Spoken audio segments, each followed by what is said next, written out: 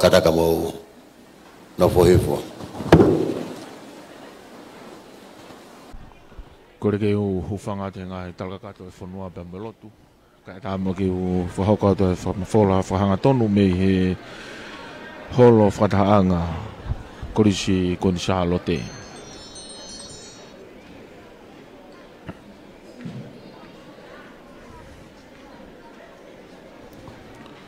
Ko e polokalama makehe o Hawani. Ko e whawhiwhia kon whenisiga o tataki e potunga au e ako. Ayo ko e whalangi ko e tama pirinisi tu pautoa ukalala. Aho tona ki ngā hawahiwa sune tawa whe uawha. Na e yaya manaki ko e taha hoata, ko e taha u whahoka i e polokalama. Ako mahino maieni ko si tōta mai e tahine kuini. Kuini o whena tonga, tahine nanas pau o tuaho. Pe foki koe whawhalanglangi, koe tama prinis kalauni ia, prinis tupautoa ukalala. Pe moe toe ngā oe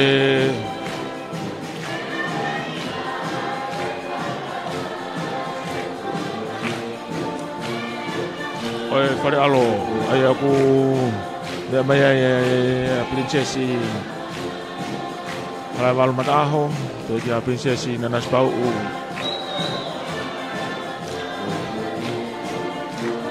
Te mo prinisi tau whahau man matango.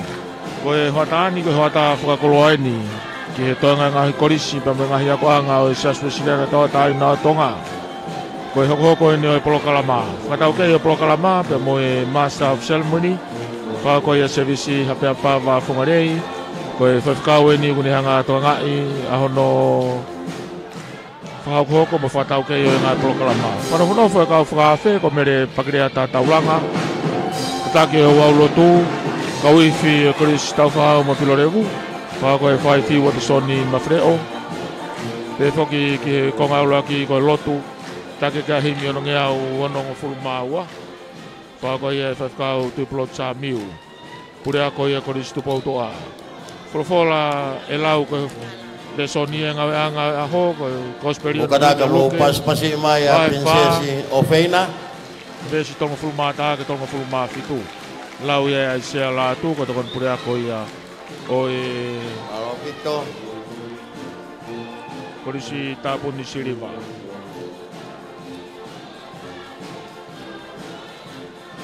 Koe lotu, whaha koe whawhikau ala fua fisi hoi, tu talahe o korisi ko tupou.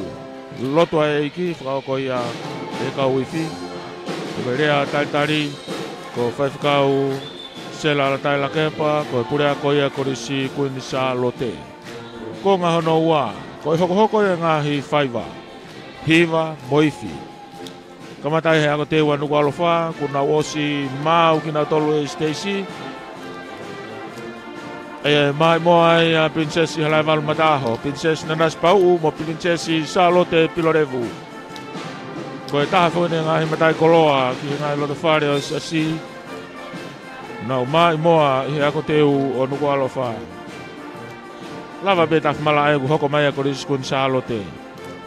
Hoko mai a korisi tau whahau Pilorevu, korisi maunga orive, korisi tupautoa, korisi ho whangahau, korisi ngoe o hango. Ako maalunga ko tupou, korisi loto, korisi marifi siru ki tapu. Gadoki tapu ni katoanga whakawhiwhia honi. Korisi ko tupou. Mai moa e pirinisi tau whahau manu mataongo. Koe konga hono ua ia. Konga whakaosi e wau proklama whakawhiwhia honi. Whakauko ia Korisi tau whahau mo Pilorevu. Presteni ako, koe whamaapo ia, whawhikau tukata pare whau. Pe whoke lotuku mai keresi. Mau e kau i tau whahau mo Pilorevu a e whiwhia o e aho. Pure ako ia korisi mare fihi mo e siure ku tapu.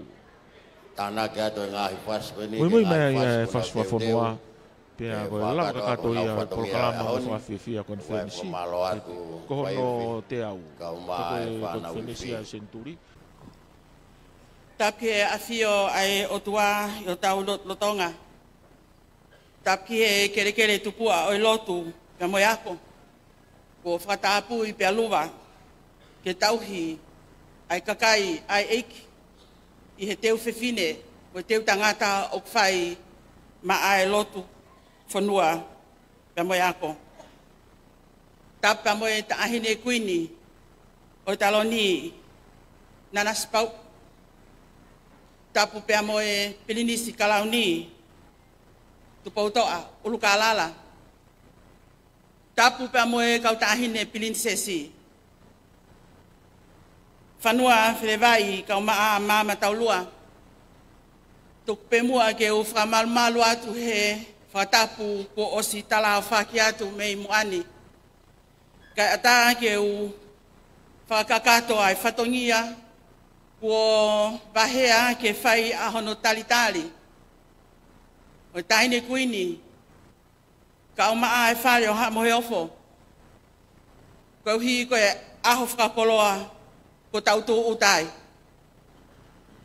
O ku hopo ai la a o e centurio e konferenisi. Pea pata I la tuu, ai whanua pea mo siasi. O ku tapa hono huelo I he aho mo ono tala. Pea o ku lanu langi, pea langi maa. O ku lea e manu totolo o e funga whanua. Pea asiasi ai whanga ki I unga. He kua longo eiki ai katoanga. O ku fasi ai peau o e poto mo ako I he mata whanga. Pea o ku lanu I moana. Ano ngahi ngalu. O ngawe ai tele a mo unga. Pea whakawhekiki ai tamasi I mo tahine ako. Ke lova ki hono ngahi tumutumu I mo unga. Ke whakaha. Neongo ai ai masiva. Ka oku mo unga aki pe. E he tonga a hono loto. Koi fia ia e pot ngawe ako e siasi. Ke tali lelei ai feito una. A Fiona tahine kuini. Tamasi pilinisi. Kau maai, kau tahine pilinsesi. He koe esiafi na e whai me ono aho e he uluak wha. Ko hulungi ai atamai na e tonu ke auha. Ka koe fungani o e koloa. Aho o potu ngawe ako. Koe huluni ai ngahi moto I hei lala o e toa ko hangai toke lau. Ke maa I moa ako I he ngahi ako anga e siasi. Pea ke whiohi, pea moho o kakai. Pea mo oni ai tala o e whanua. Ko vaofi ai vā mama o. Pea ku laupe ai ua koe taha. Ko eni ai longa I whanau ko teu. Ai ki whaiva mo e whakameite o e aho ko eni. Pea ku whakatauange ke hoko ai whakameite o ku nau whai he aho ko eni.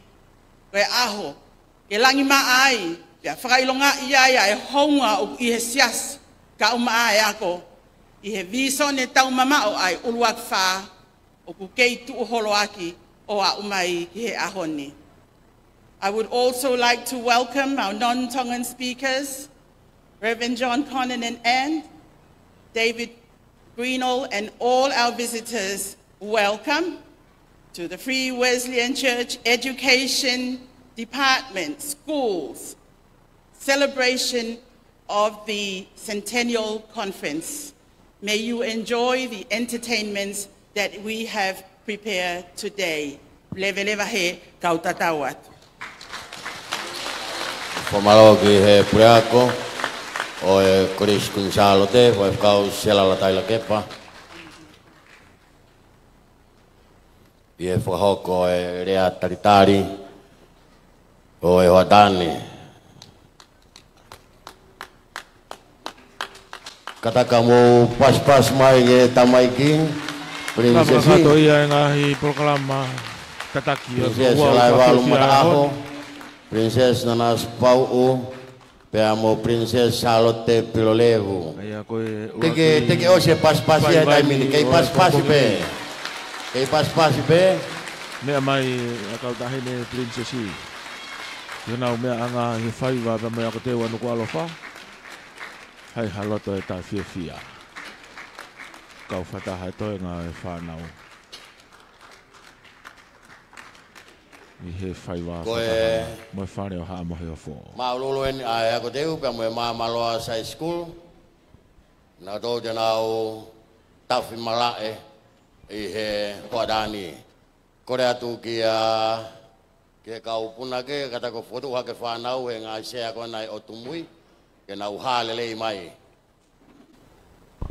I mo tolu o mo wakai mai he tau reiti o Walfit Poi ni ma FM Melo tonu ko alofa fia ki tali le ki mo tolu ngā fi proklama ko pe ko whama fola tu i he lo tongani. Te wene tafi mala e fa fia e konferensi ka ko ya ko te wanu ko alofa. Ai ako ma imoa a princesi Halaiwal Mataaho, princesi Nanas Pau'u, pe ki a princesi Charlotte Pilorevu. Toi ngā e whanau ako, nau fofonga fia pe ki he poupou lelei, ai nau ngahi mātua. Koe mā ulu, taf mala e ni o whakawhiawhia konferensi. Ako te u anu walofa.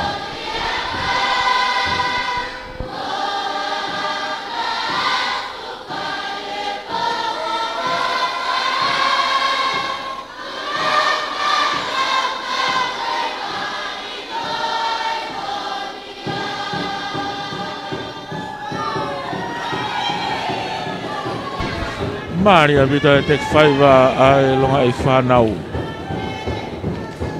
He koe na e whakaukatani nai ulotonga moa i he whaiwani ako te wanu kualofa. Princesi Halaiwal Mataaho, Princesi Nanas Pau'u mo Princesi Charlotte Pilorevu. O mea e whanau ako me korisko kun Charlotte. Ahono koloa. Koe ngātu launima.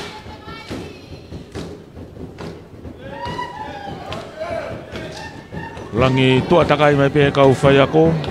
Nā tole kau whai ako i he ki ako anga ako te wanu ko alofa. Poupou ki he longa i whanau.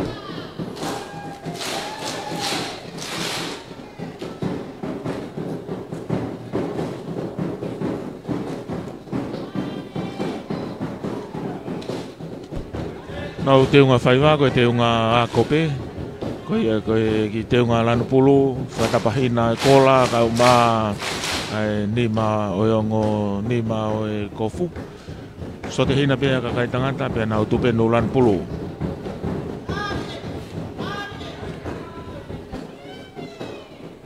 Mahino koe kau langitua, kau whai ako, ke tā si pinga ki ai kau ako. Koe hala koe ia e kau whai ako, koe hala i pia te moe whanau ako.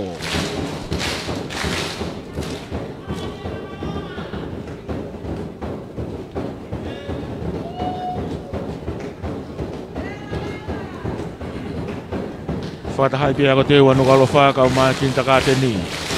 Nau kau whatahai whaiwa o e ahoni.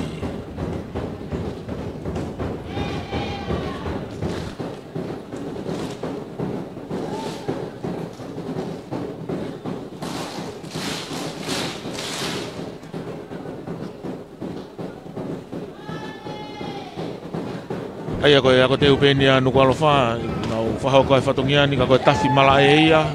Whatahai nau kinta kāteni pa moe ako anga, moe ako te u.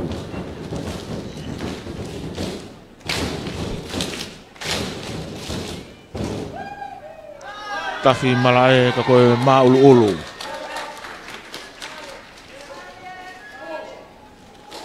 Wakai hake koe punake koe whaiwhakau se misi harea pawa whungareipe.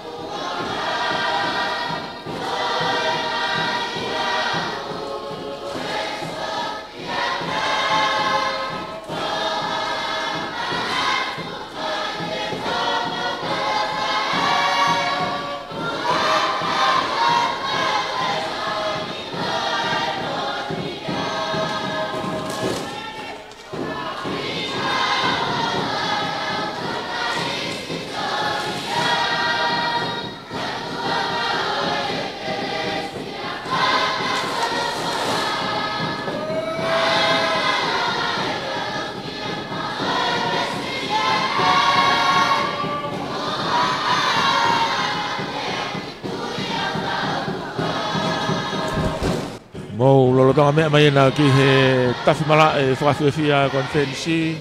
Ya ho tona ki ngo fulmahi masune tau a whewa wha. Ka koe Centurion ni o konferensi. Tafi mala e ako te wanuku alo wha. Maria Pito ai whaiva e whanau.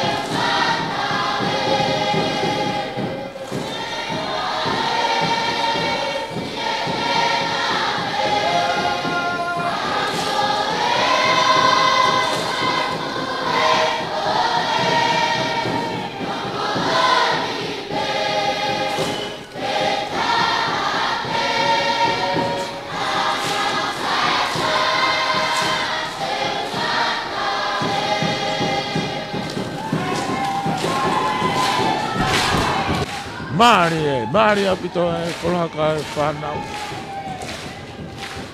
Pea whakawhiawhia, koe whakamawhana poki. Ko hea koe nau whie ke whaiwa. Ka koe historia whakia nau whanonga. Nau kau whataha no tānoa. O e ngau e koe ni o e ahoni.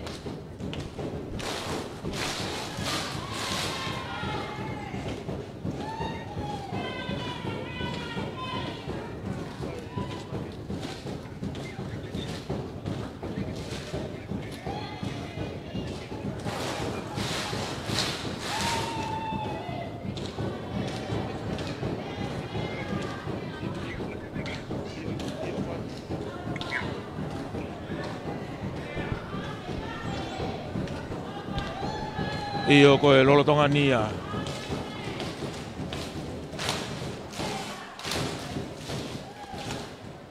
Ako te wanu ko alofa. Mai moa i a prinsesi Halaivalu Mataaho. Nanas pau bepeheke a prinsesi Charlotte Pilorevu. Maria Pito ai whaivani. Mahino pena ia e tuuni koe ngahi pare. O malo atu ki he tamai ki fotu mai pena tolu mai ngahi pare. Ko si whakapare nagi nau tolu. Kau kua pea mo e hako tupu e whanua. Ko rati ko whai ako, kata ki o mi tamai ki.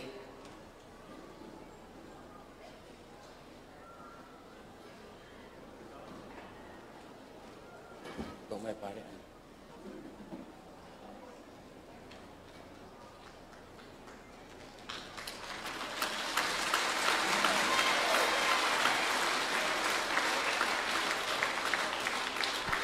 O tongani me atu ai tamaki prinsesi kata ke polisi salo dia mai te falang langi ke mo nau me ana ko aku kata ko tong mai ai pare tamai ki ai konferensi ko hono te aku teu nu kalofa mo maloa sa school mo kata ki lava ha ke olunga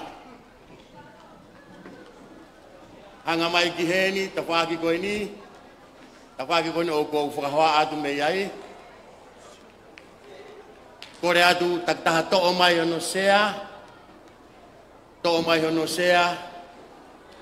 Ka whai ako, tiutalahi ako teu. Kua mabopo mai e tau pare, whakataha mo sea. Malo.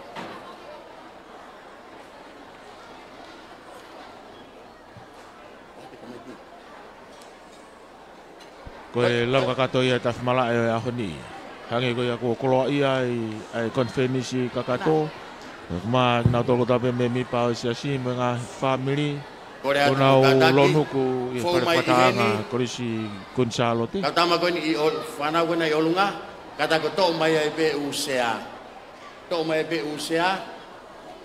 Ko hoko atu ko korisi Gonzalo te. Hoko atu i he lotongani ko korisi Gonzalo te. Elani pamabo mai ngai pare.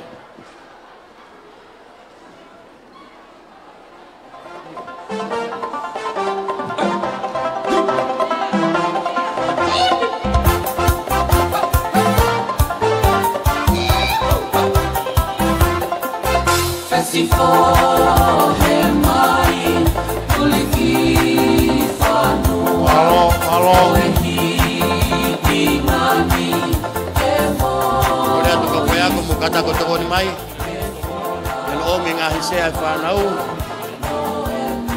deu mai ai koris Gonzalo te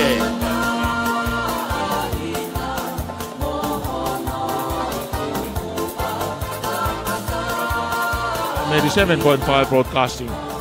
Wako whanga tonat me whama fulani. Tau kolo ai ako tapi i he aho mononga hi ngā whatongia. Kai whiwhia ke mawhiloa ki atu. Oku kei whaiga maari e bea holo e ako anga Korisiko Gonzalo te i rotongani. I tau kau whatahai makmautolu. I he whawhiwhia o konferensi. Lava ia e tawhala e aho ni. Kamatanga e whawhiwhia. Pai atu e whetotoko e taulonga i whanau. Me ako teu nuku alofa ka uma kindergarten ma maloa. Kai e time tatau. Pai e wakai atu ko Korisiko Gonzalo te. Ke nau teu mai. Kata ke lawa mai ai be. Nau teu mai ke whahoko ai whatongiani. Ai a ko Korisiko Gonzalo te nau hoko atu. Pe aku taltani mai ai korisi tau whahau Pilorevu. Mui mai korisi maunga orive ai pia toki hoko mai korisi tupoutoa. Pe angai e whanawhanofo i he hoko mai koe ni he taimini. I he laware rei ko ia ai tafi mala e oe ahoni.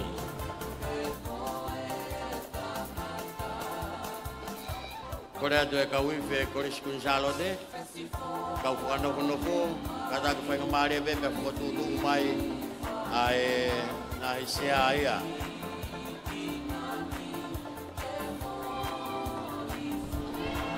Mai no pena ki alo tamaki ai ahoni. Kaku whainga maare rei ai ako angani. Kaya ke ngahi tēni tiko si foto ke ngahi tawhaki. E kai ngai tai ulahi whiunga pe ai holo Korisiko Gonzalo te ke ngai whatongia o lolo tongani.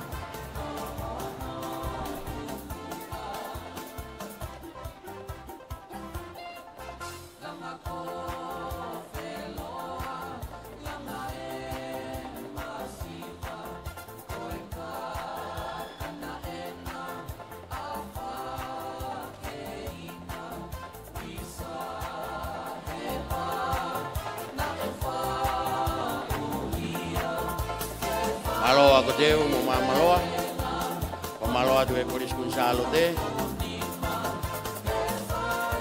I he teu mai i he hoko ate tau polkalama e hoa tani.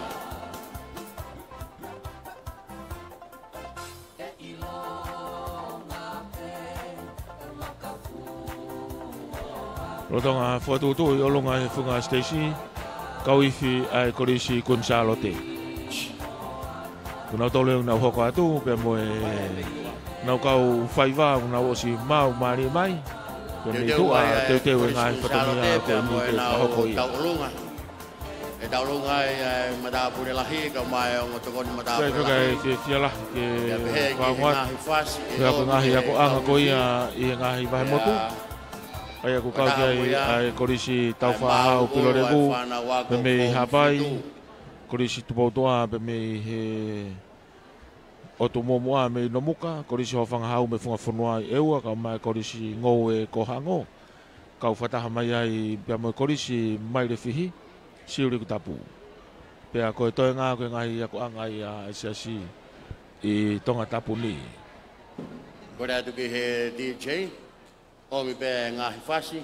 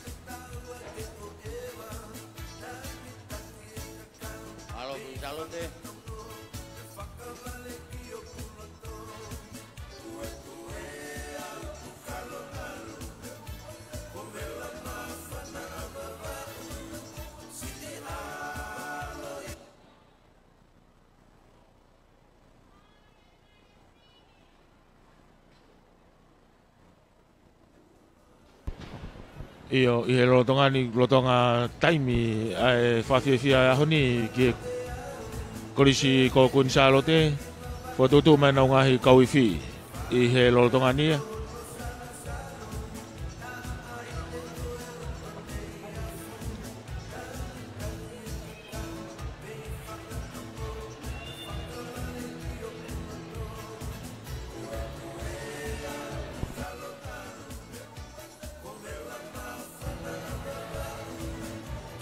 Mau mari mai kau ifi ke funga Stacy.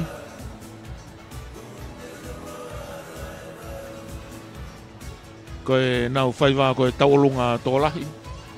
Koe ngahi whaiwa ngamahen ni peni ai korisi ko kunsalo te. Nau whaua te koe ai te me tōlu. Ua ki koe taulunga. Ua ke ngahi whasi me he ifi. Ka kono tolu koe mau ulu. Ai fōu whitu. Malo pito DJ, kay tuwang ay fay nga mari ko ni may kawin ay kuris kunsalo te. Korea tu muka tadi pas pasi may fay fi, kaya mo kawin ay kuris kunsalo te. Fay nga mari ko ni ko kawin fi kuris kunsalo te ang naumau may kay Stacy.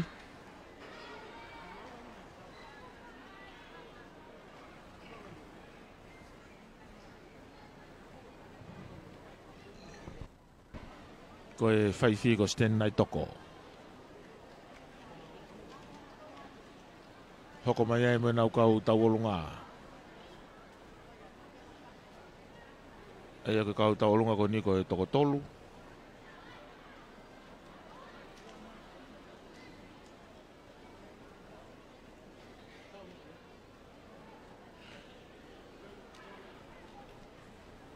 Whaiwhi Stanley nai toko. Pia mai kau tauolunga e toko tolu. Whafofa pito hanau teu mai no pe whai teu lahi ki a koe aho ngahi a koe sia spesialiana tawa taina tonga.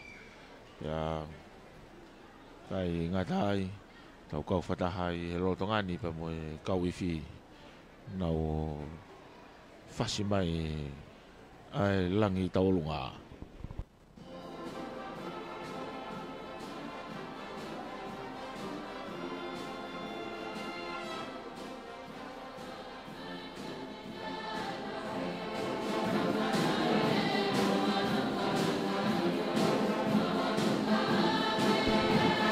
Ngai koe nā kulawe kia ni nai, ko kau taulunga ko niu nau toko tolu. Maheno pena e teu lere ki nau tolu ki he ngahi whatongiani hono kātoa pe. Ai taha e nau wholahaka, mui e ngahi whatongia koe ni.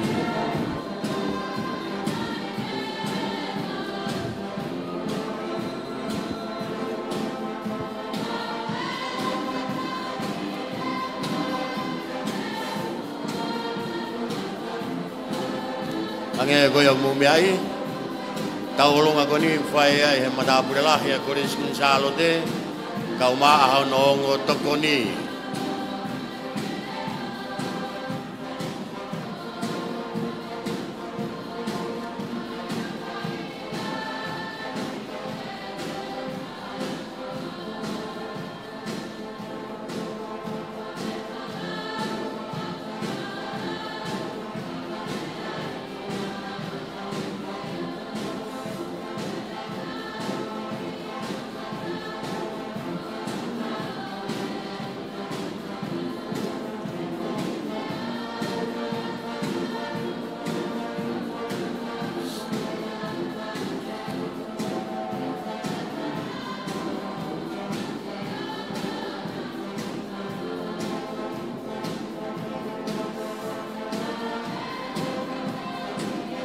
Malo.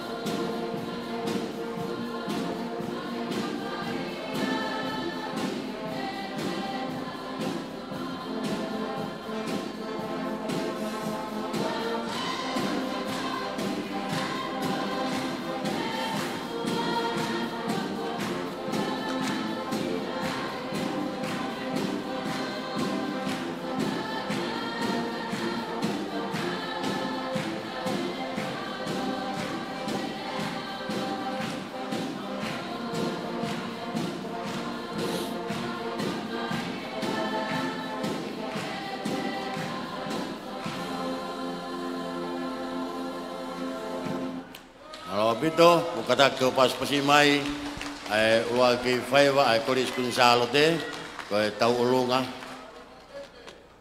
Pe ay hokwatu ki he kawifi kamu na ngahi fasi.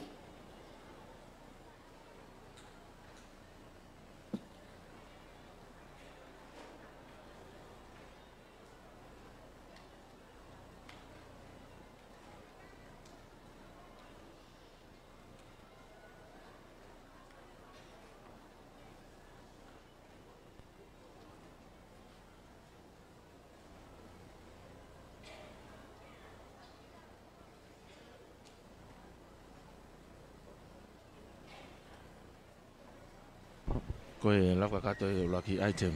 Koe nau whai vai tolu. Kau I whi eni te nau whakari ari.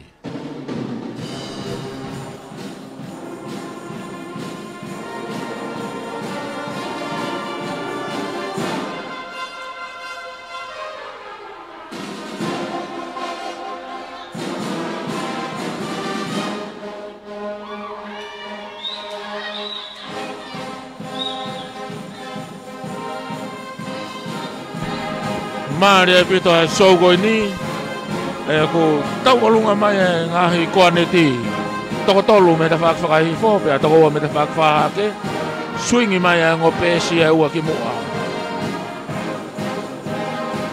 no mo whanongo mai ko ngo pesi e nuku nai mua ia I he kau iwi whahako e na so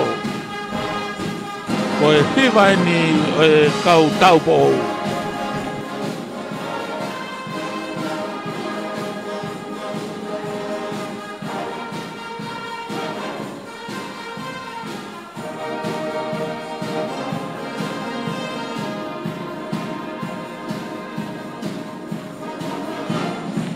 Iyo, tolu ko yang mufa makai ko ke faiva ko TikTok I he telefoni ko ni ko toko nima toko no ni kuna u ha mai mai mui ko ha ko ngai haka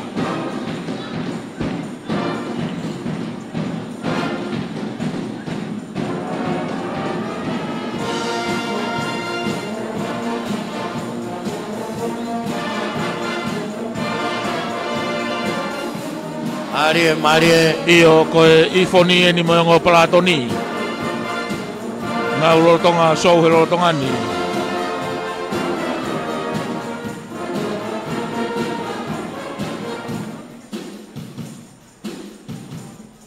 iyo riu he na fa e taimi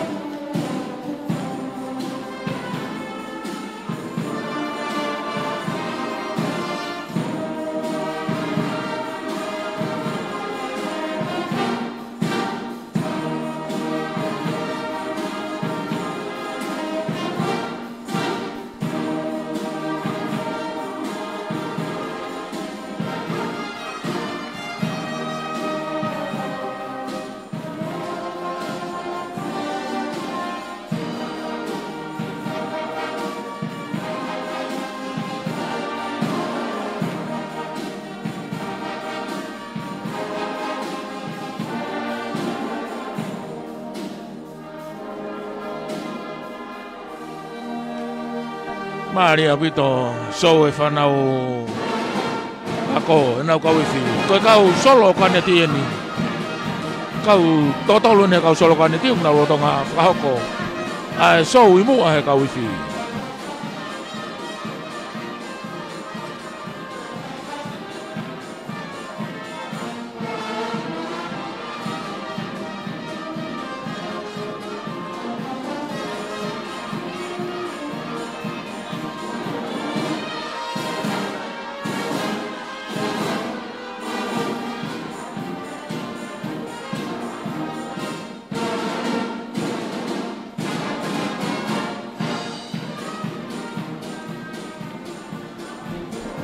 Tolko ia here te o mo wakai mai ko to tolo ni solo kaneti ka wifi e ko risko kun chalo te no si hopo mai na tolki mo ai stage o whakahoko ai ngā solo ko ni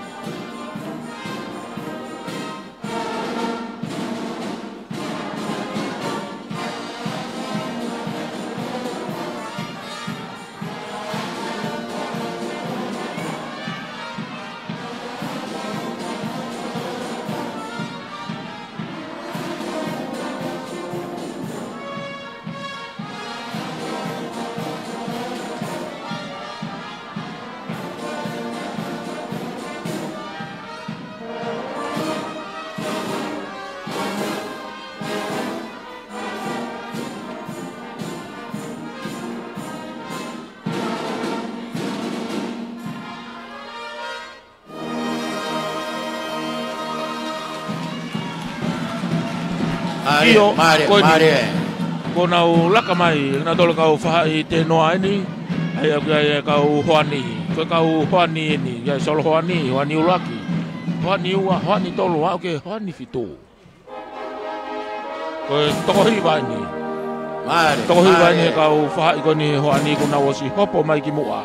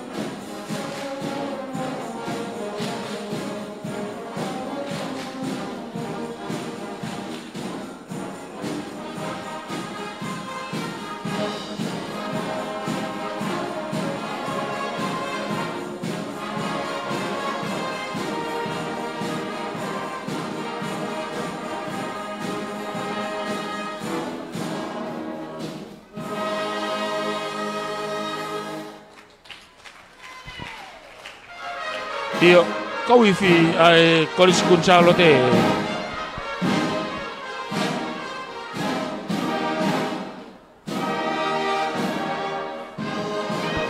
Hua tape kau iwi ke whanua kau ngā api ki he Pulalen ki Fiji.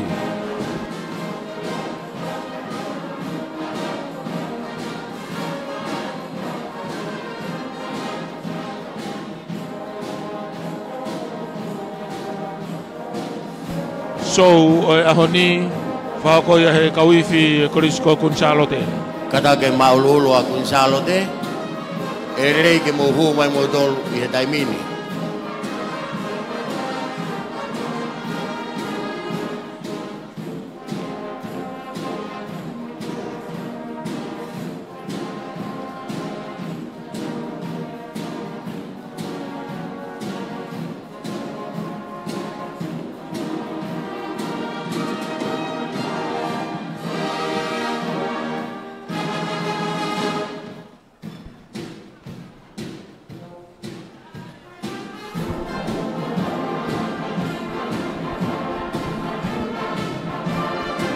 hoko atoi pe ngai fasi ke henu komi he kauifi me Corisco Gonzalo te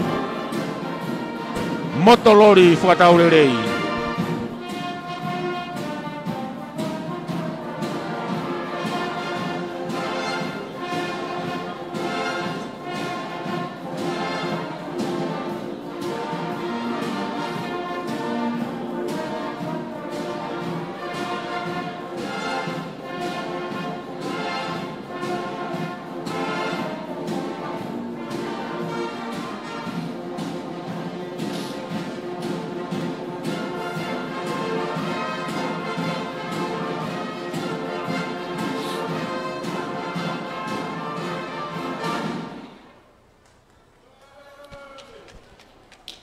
Tau ke lava ia so e kauifi ko e whanawa ko ni ai Corisco Gonzalo te ko na o mai ke whakakato ai whaiwa whaosi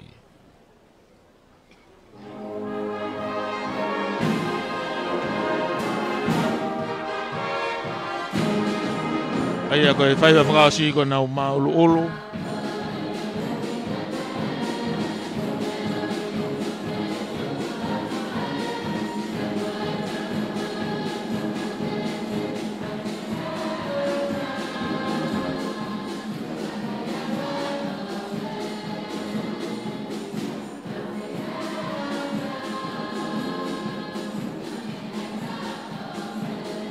Lolo tonga I loto e tahine taolunga ia I he kauifi pe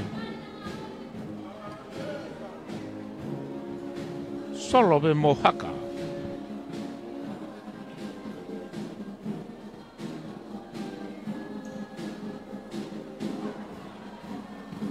Deu, tá fogo? Deu, não? Cadê que não foi?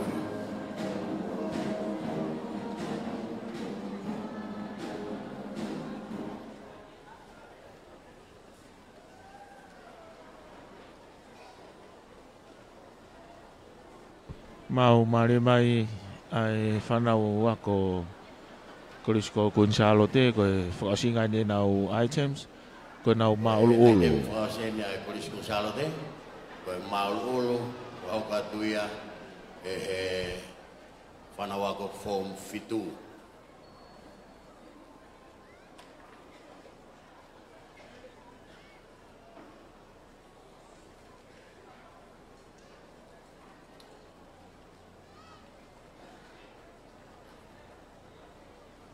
Kata ke wahanoa puke ate nafa, koe ke mau ke tā nafa, ke puke atu ke tā hine ako ke ne tā nafa.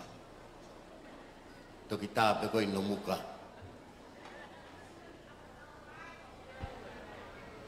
Iyo, koe onga tā nafa, koe tā mai o eiki pia mai ki tā hine ako.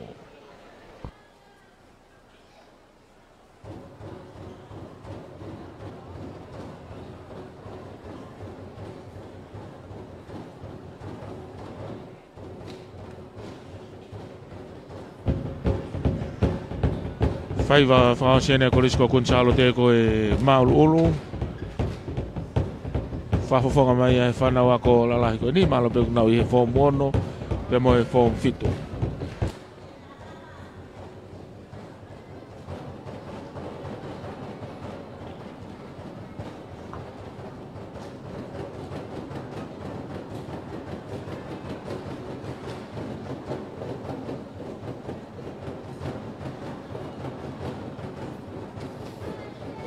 Maria.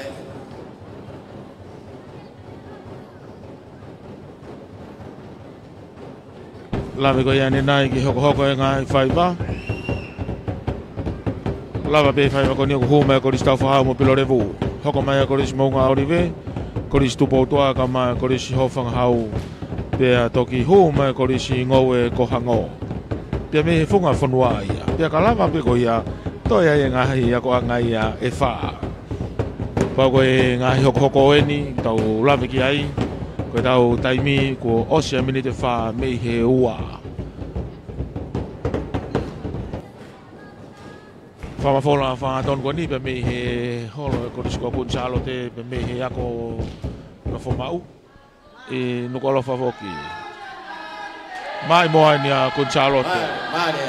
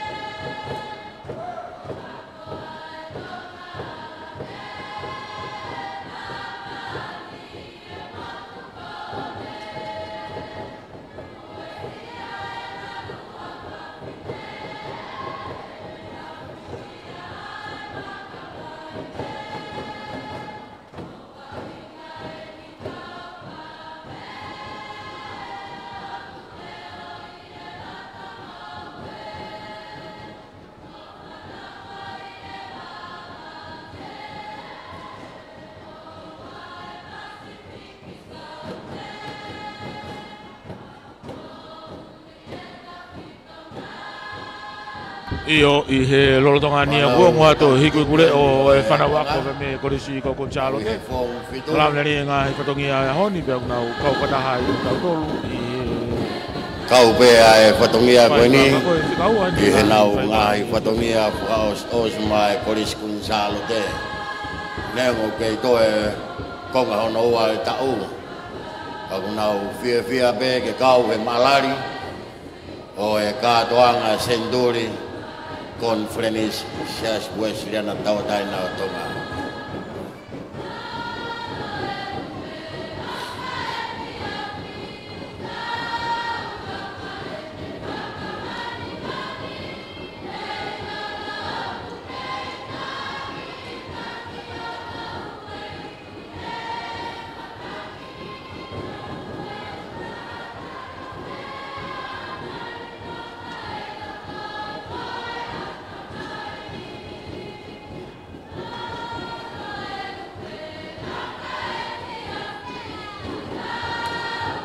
Kata ke koris tau wahau pilorebu, teu mai, ina hili koe ni ai koris Gonzalote, e heo ko mai a tau wahau pilorebu.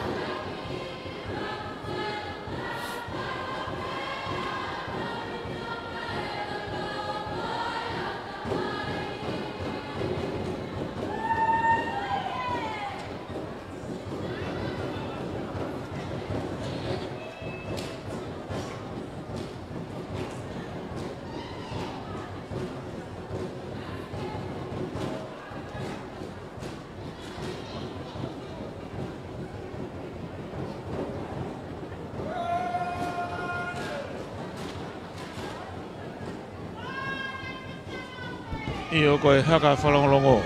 Korisi Gonzalote mea moe maululu o e aho i whakawhiwhia konferensi. Mea koe konferensi Centuri.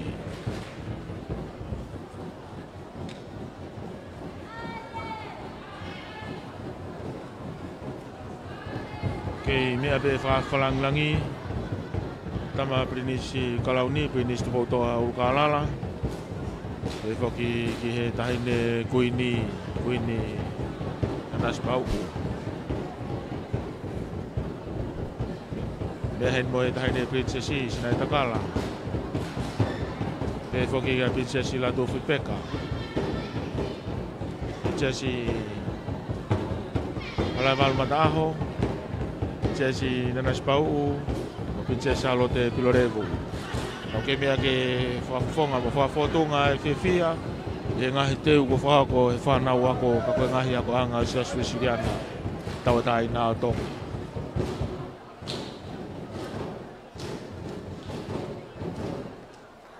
Alo, kata ko pas mai lava ka kato ia i he hiwi e ngahi mahu ai koris Gonzalote. Korisi ko Gonzalote. Rotonga ni ke whahonga pe whamafola whahato. Rotonga te mai Koris tau mai tau pe si Facebook. Kore atu ke Koris mo la oriwe. Kata ke tau whakawhio ki tau tol ke teniti. Ia tau whaki whakatonga. Ke tau teu me ai ke tau who mai i loto ki he stesi. Ke teu mai a mo la oriwe. Tau mai Koris ki bodo a. Pea pehe ki he Koris mo whanga au. Tau whahau. Komo mau be, koko mai moro. Mau mea ia e konga o e mātua tau i whanau. Ko maag nau tō nau ngau e ia e whanua. Ko me ngā hi loki whare o e whanau. Kada kau paspasi mai. Tongi kerea whai e he Koris tau ifi kerea. Ifi kerea. Hi talavou be he Korisi tau whahau. Tau tau te whito. Aku neo si keunga ngatu. Tōke ai mai whakahapai. Wau mai ki ahoni. Mono kahoa. Whia e Koris tau whao mo Pilorevu. Ke piwa ki mai a tonga kotoa ke tau kātoa mai ki tonga tapu. Wai ha tau lot, wai ha tau whakapetai. Ko hui ko hokosia e te au tau. Ko konferenisi ai siasi. Rawai a ono uiaki. E here o e kere a. Ai o tuha bai.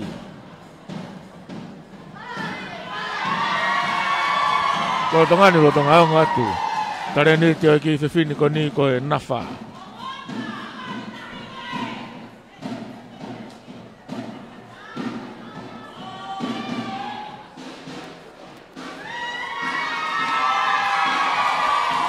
Asi mamari mai pe asi tata mai ka wifi me ngo tafaki. Nau fononga mai ki mo. Mare abai. Fofonga mai mai. Pas mai. Koris tau whahau mo Pilorevu.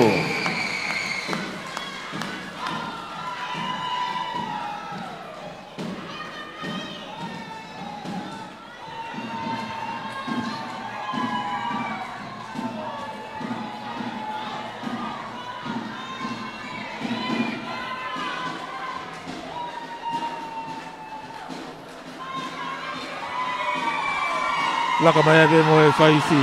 Mau mai kauifi ki mua. Ko e whaifi eni.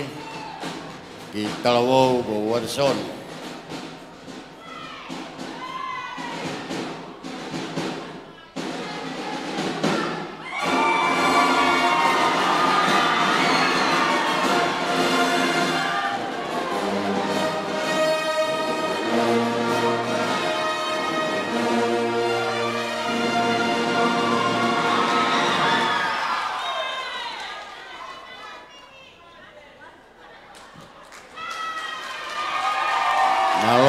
Papai a kauifi a Korisi hapai.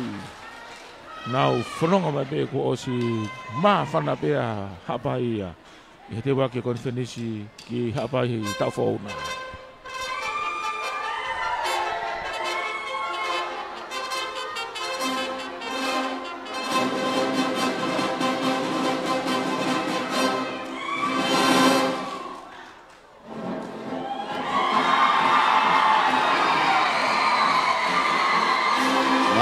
Mari abai.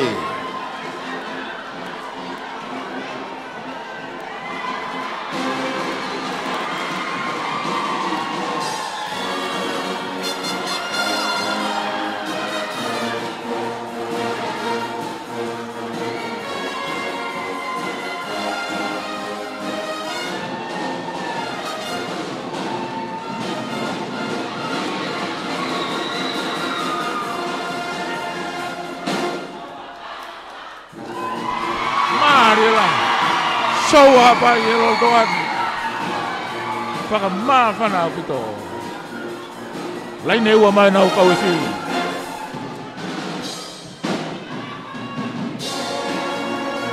yo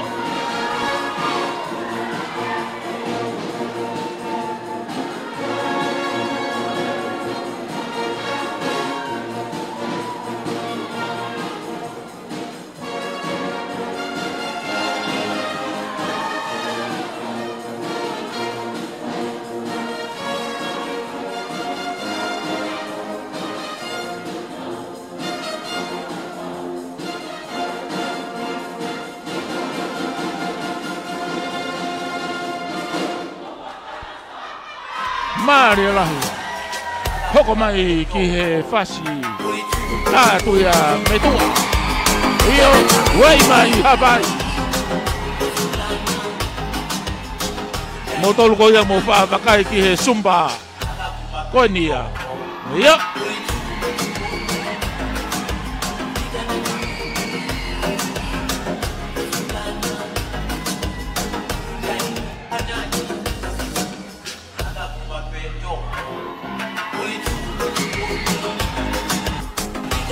Tawa nga nga show me IP. Tawa ya honi. Wao pare hapai ai matanga.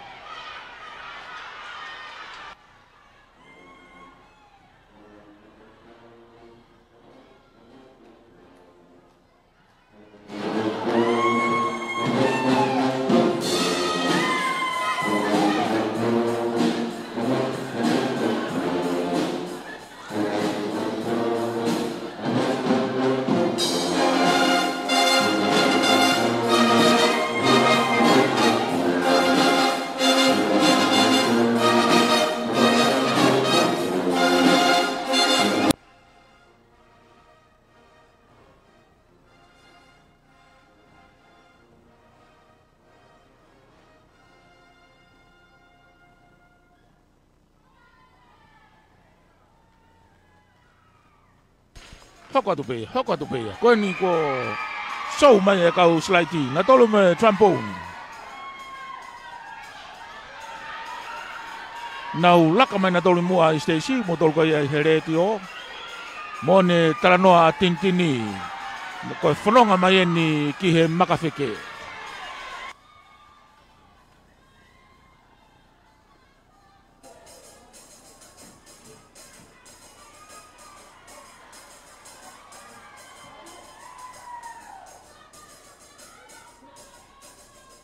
Toko fa trombone.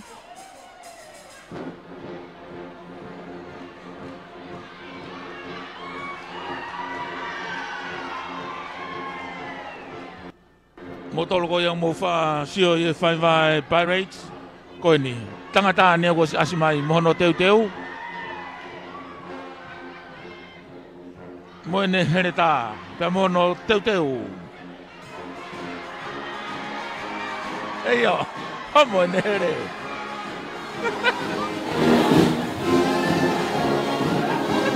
Aua.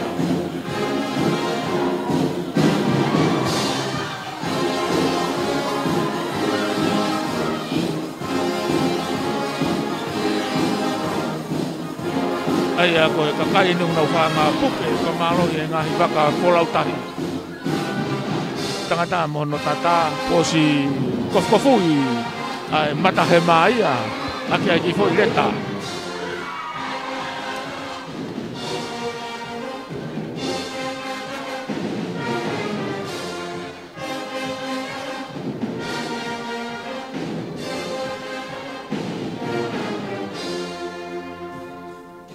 mari ngahi whakau fuaweni ko amai me o tuha pai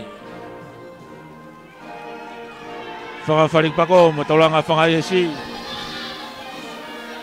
mo tolo mo fe mamata tonu mai ki he whatongia ko ni he reo mo ata mau i Broadcom FM 87.5 broadcasting ki tau pesi Facebook tongani ko mamari e amai e nau ki tahine tauolunga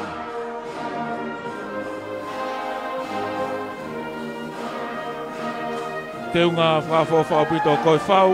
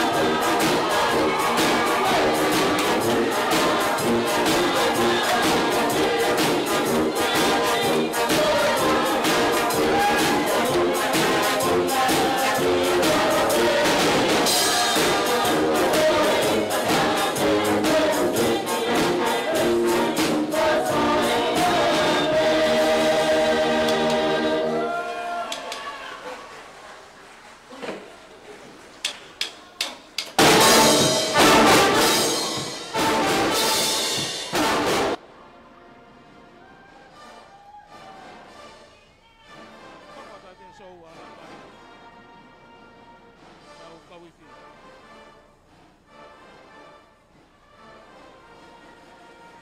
Bagi parade yang asmado.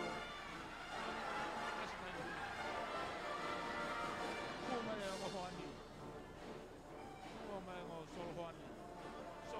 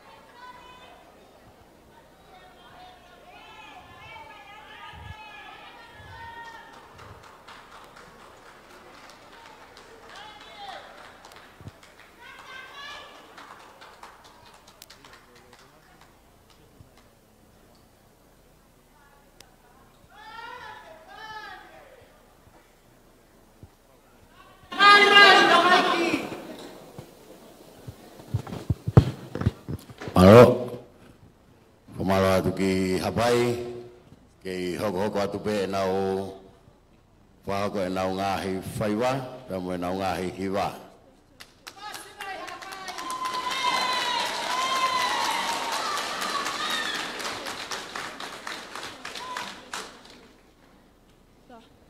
One, two, one, two, one, two, one, two, one, two, one, two, three. Four, two.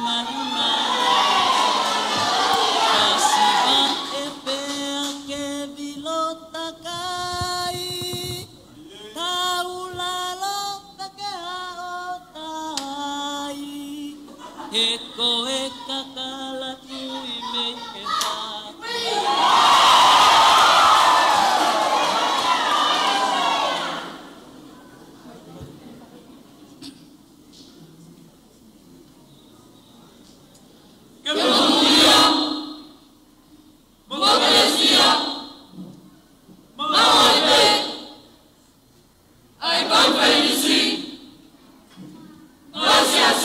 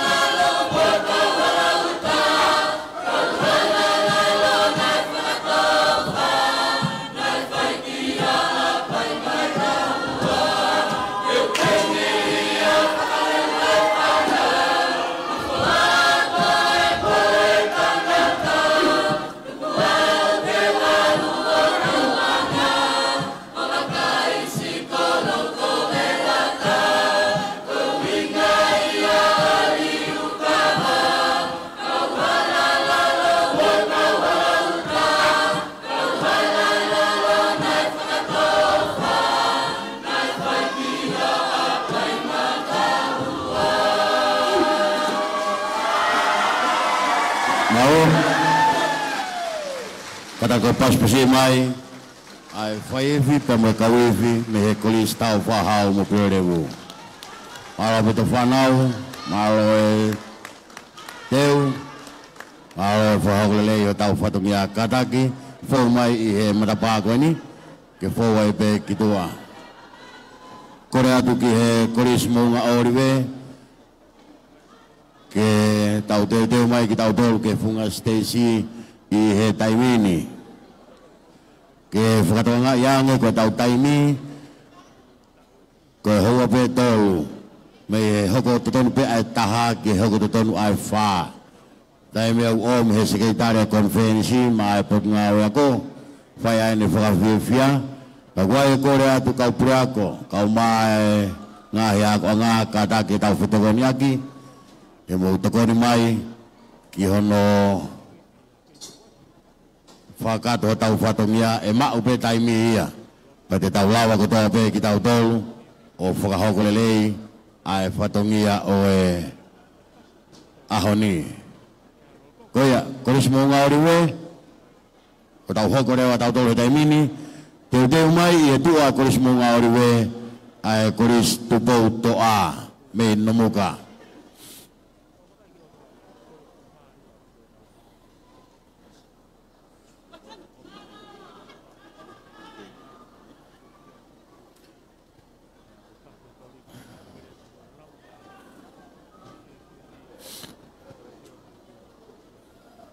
o kata pas pasi mai ai koris mo ngā oriwe pea mo e nau kau tau olunga o nau tau olunga ai ai whau ai tangata iloa i he ukulere i tongani ko Sione Areki ko e whau e tangani ko hono wiki pe pea mo hono tuaki e Sione Areki ai koris mo nga oribe.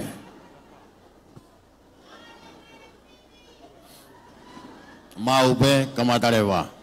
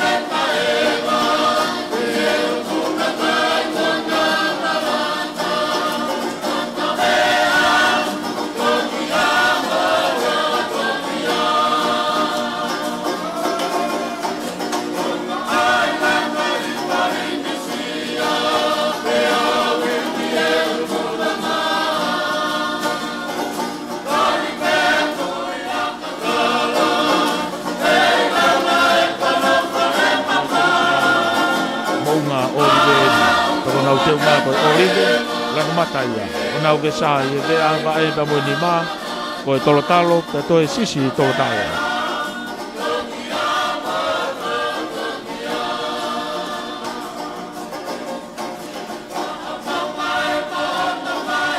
nau ka we ngai family ma o fa ngari e ke fai vai nau fa nau i ka to anga la ko ni sa si ta u te au ai conference ta u te au ai conference ko historia ia ngai lot fare o lo tu historia ngai lot fare o family ni nasi e fa ta ha pe mo fa na o i ngai a ho fa ko a ko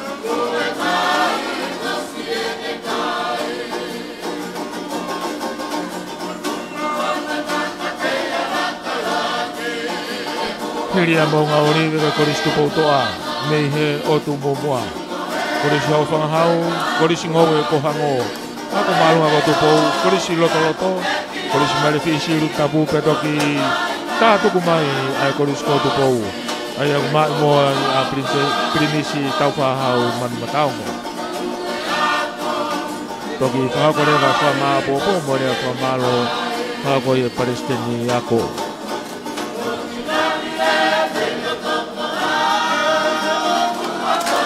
iyo ko fai mai ni polis bonga orive ta olunga to lahi te mo to ono e me ka utula pa to we mo na o ha ta ho lo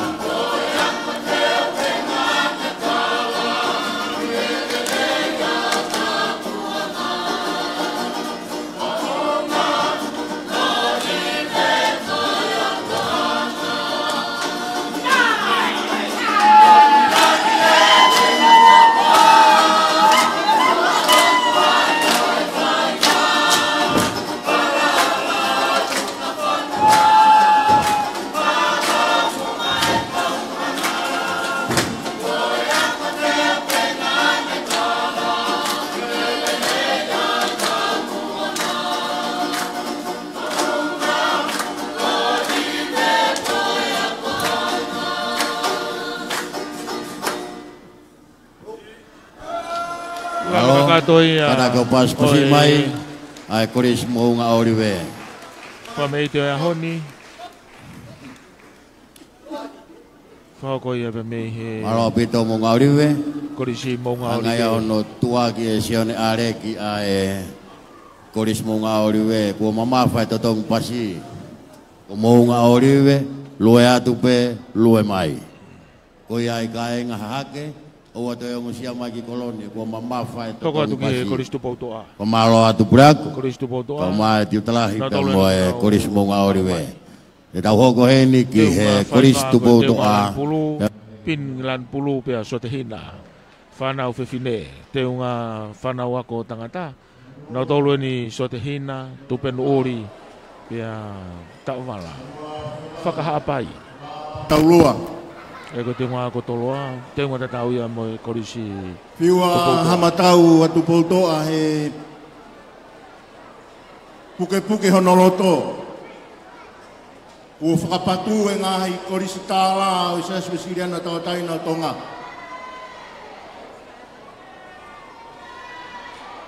Ua te mo lawa e ne iki, ko iki pea pakihikihi. Koe toko si ipe a whakawhekiki.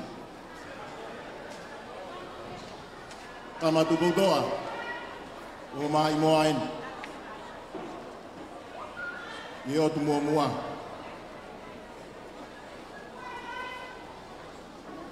Lotonga e whotutu mai e ki haka e whanau pia mei he luawa ila. Whangai no muka mo i o tu mua. Koe mau minite ua noa nai talamai. Kei ngā hamatau atu poutoa ke puni minite ua noa. Au lawe hamatau atu poutoa tokolahi i tongani mo mamani. O te kei ke nau mea e nau tolu. O tu i whe koristu poutoa. O ki ai ha korisi pehe i he ngahi ako anga e siasi.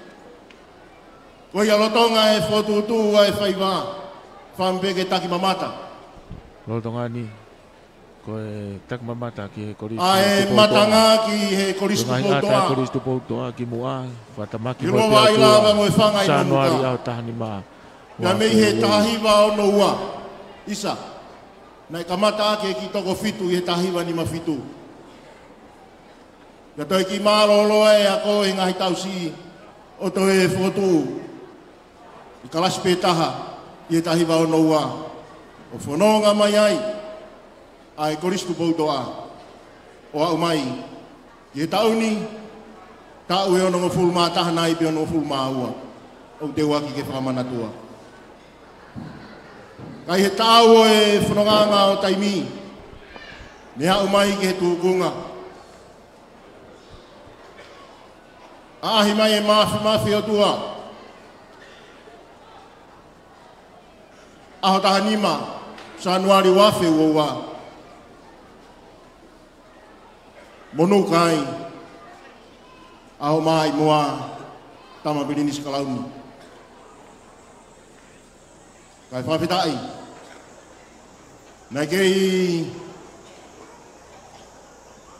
lotolahi pe ka inga, kei puke matai koloani. I motu. I mama whakatamai mo i mama whakapolofola. Kei tūhola ki e ngai kua ngā pia mo i ngahi tau tangata. Whanua wharewai, kau mama tau lua.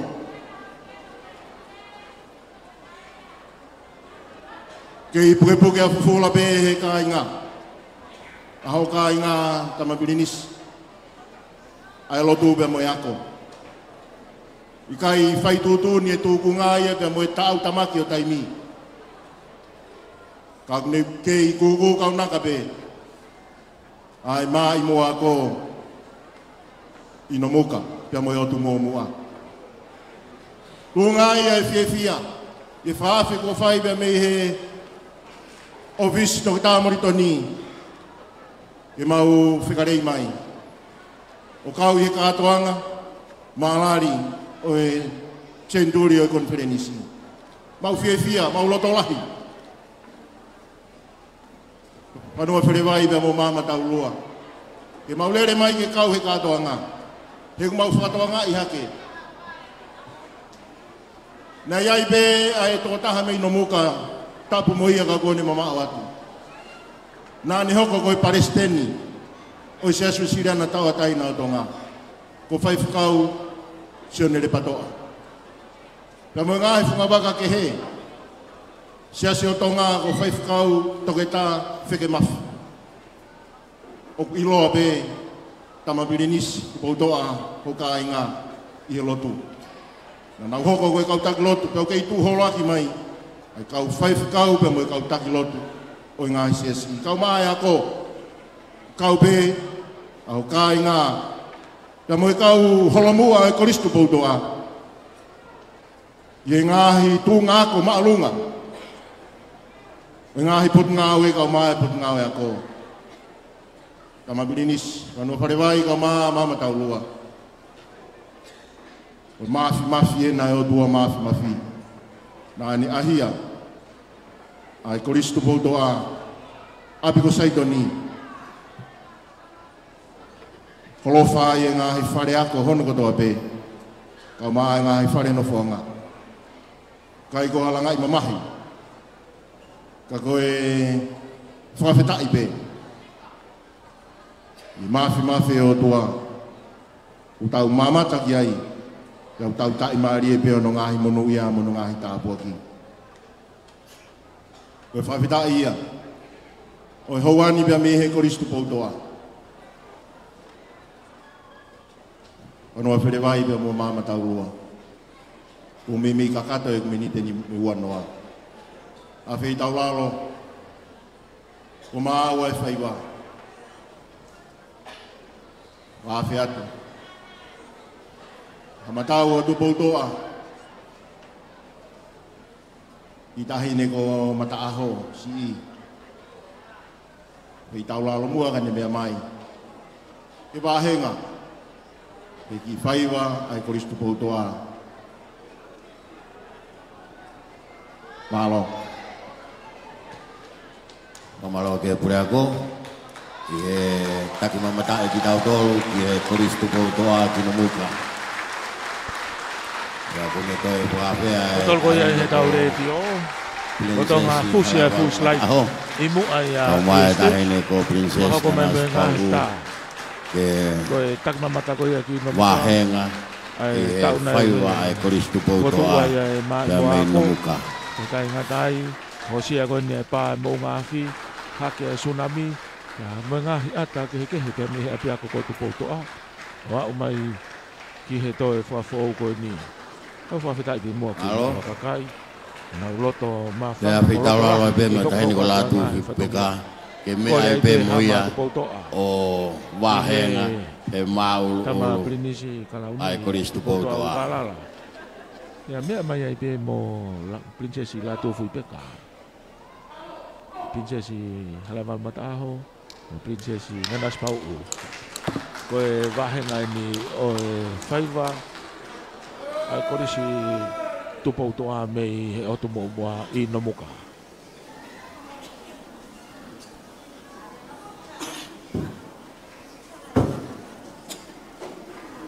Mata poto abdo pe hapaia.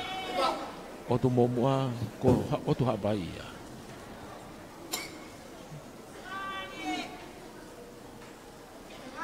Mau whahemata pe nau tangi ki he whawhalang langi. Om hana wahenga.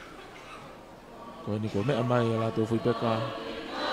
Prinsesi halamal mata wa prinsesi nanas pau.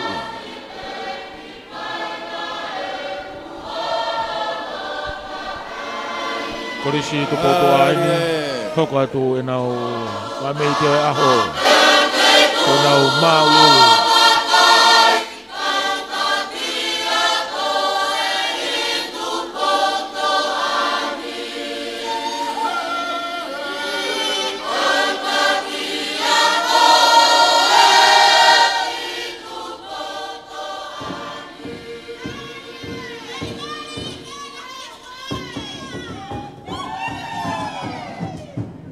Mare.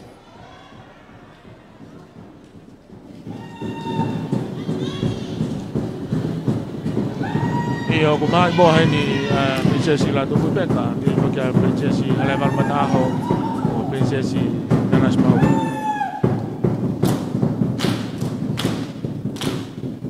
Mo ni be tau lama na hau ko hama tu bo toa ko e ni a pakai.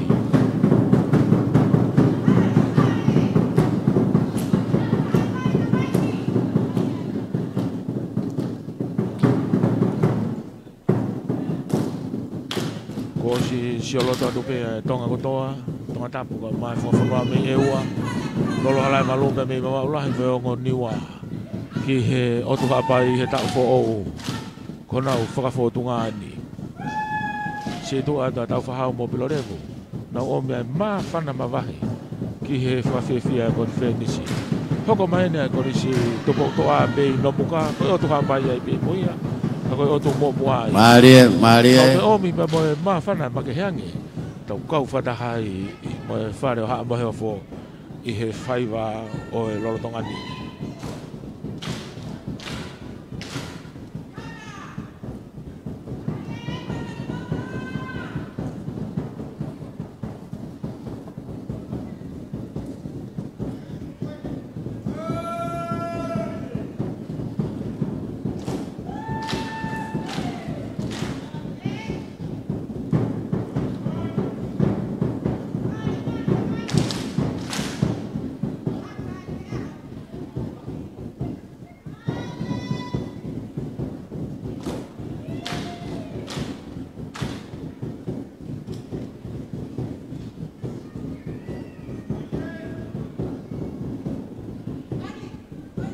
Ke ionga te pe o tato te fitu anek motolu he tau re tio mal fitu po ni ma FM tolo mo makai mai ke tau Broadcom FM 87.5 broadcasting ai fa ma fola fa tonu ke me he kolo fa hanga ko kutsalo ni fa fia ko fenisi ko no te au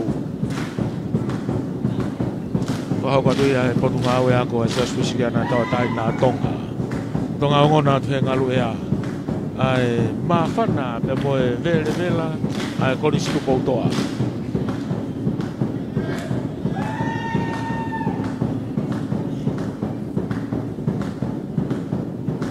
pakaya ke kau fai ba ku e toko ua noa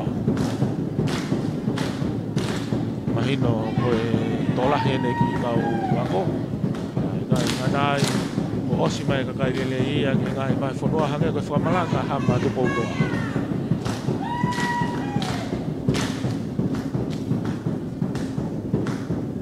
vela e loto tonga o toa e wakai mai si ngai fofonga mo ke nau tolu ngau kei ngau e ngai o motu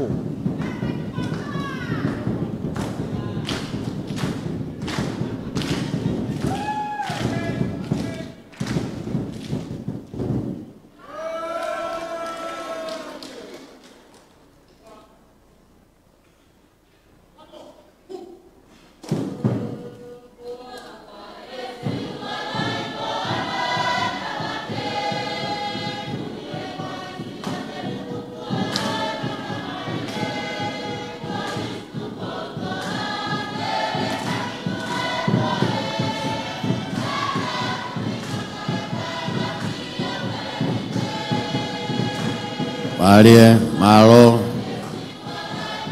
e whaiwa, malo e mai moa e tamaiki.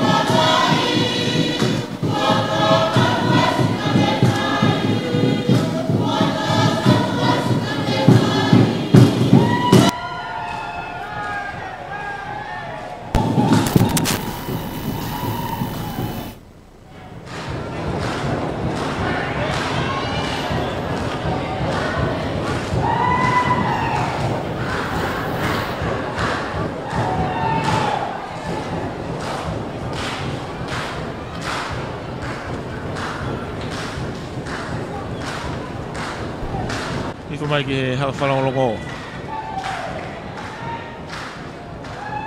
Maria Pito. Ka whakene to whia tamako tu koutoa. O tu mua kako nomuka ia. O tonga mai moa i Princess Lato Fuipeka. E whoki Princess hala mataho. Princess na nas pau. Tama toenga ki whanau ako kuna ulama mai me korisi tu koutoa me nomuka. Tau kau whataha i e whia i ngā honi.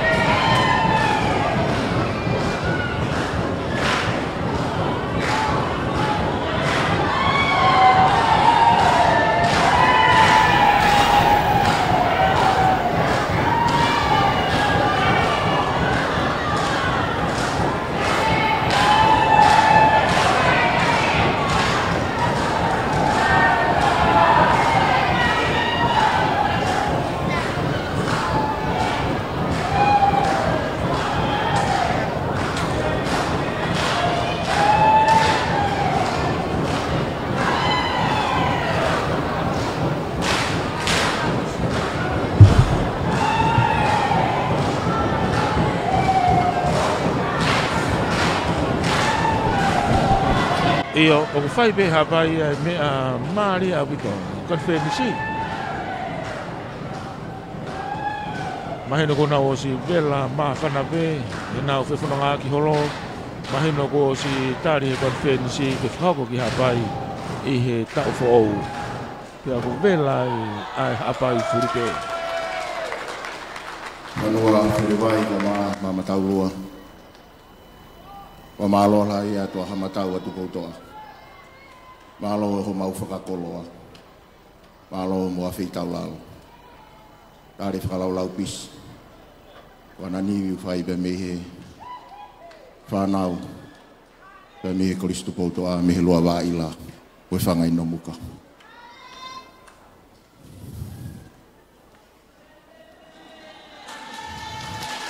Karoa koristu koutoa, kujalunga.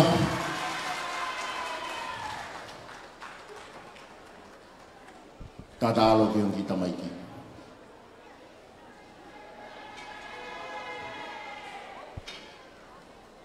Mau tatawat. Koe lawa kakatoi ai whai wa pepe. Mau tu ke prego, mau Kristo kotoa. Jadi udah popi. Kada ke o paspasi mai e whanau. Ke me he funga whanua mo e kore so whanau. Ke he ki he talasi tlahi. Kau mai kau hiwa. Ke me he funga whanua me eua.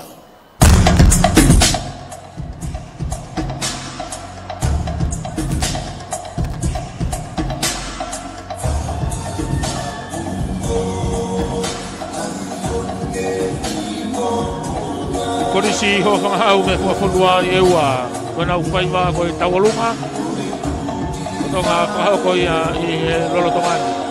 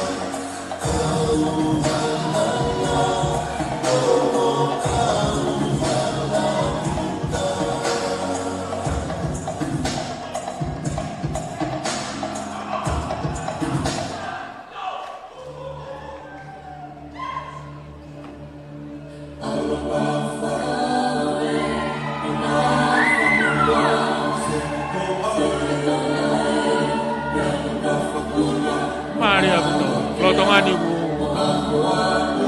onu mai e whanau whewhine ki mui kai asi mai whanau tangata ki mua tanga ko ni siwa alo pa'we ni a masila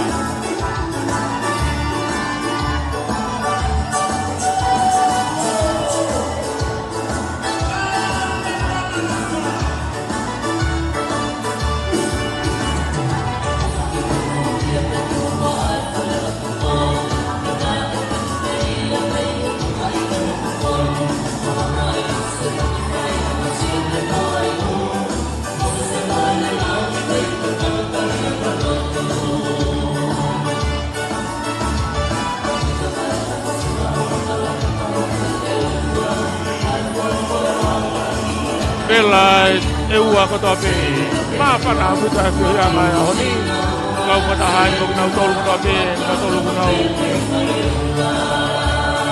calolo i holo patanga ko risi ko chalo ke ma wa la mario e fia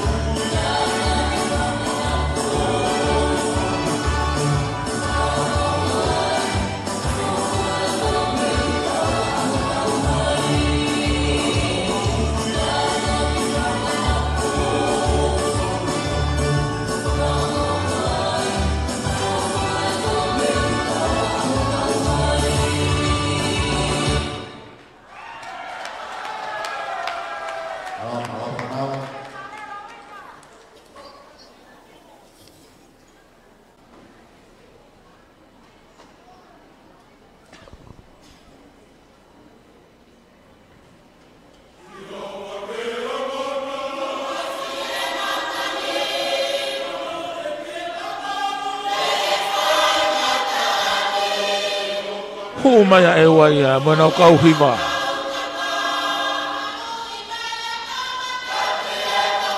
Maria buka. Kwa fotunga aho. Mana frio i holo henga hi. Rako anga kresi tufi o aho.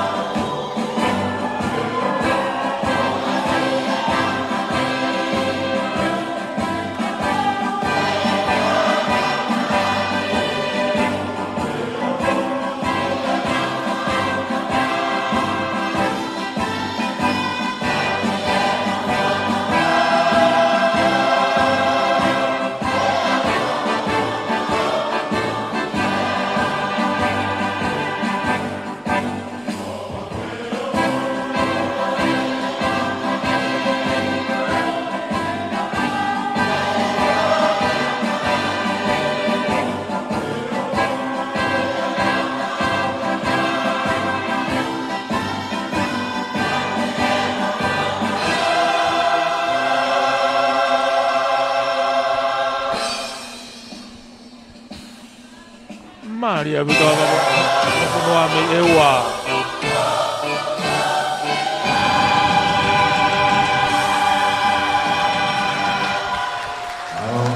Io ko vava ke taulanga na whanua. Ihe aho pe mo whawhiwhia konferensi. O kau whataha i he rotonga ni mo whaiva Mari e peke ngā i hiva. Mari e ko whahako mai e kau whewhine. Mo kau hiva koe me whunga whanua pe me eua. E kai toe ngalo ai aho ia koia. O ko te hoko mai ai pea eua. Tsunami. Te hoko mai pea eua ka koe ako anga. Ka whaia ngā himpui. Ia whakarere loto. Ka koe korisi mau e ko hako. Ia e pea mo e whunga whanua. Korisi mau e ko hango. Na nau i he ki motu ko mango. Ka ko nau i he ki whanua mai ki e whunga whanua. Koe korisi mau e ko hango. O nau teu ngā. O nau osi teu i teu ngā loa kau.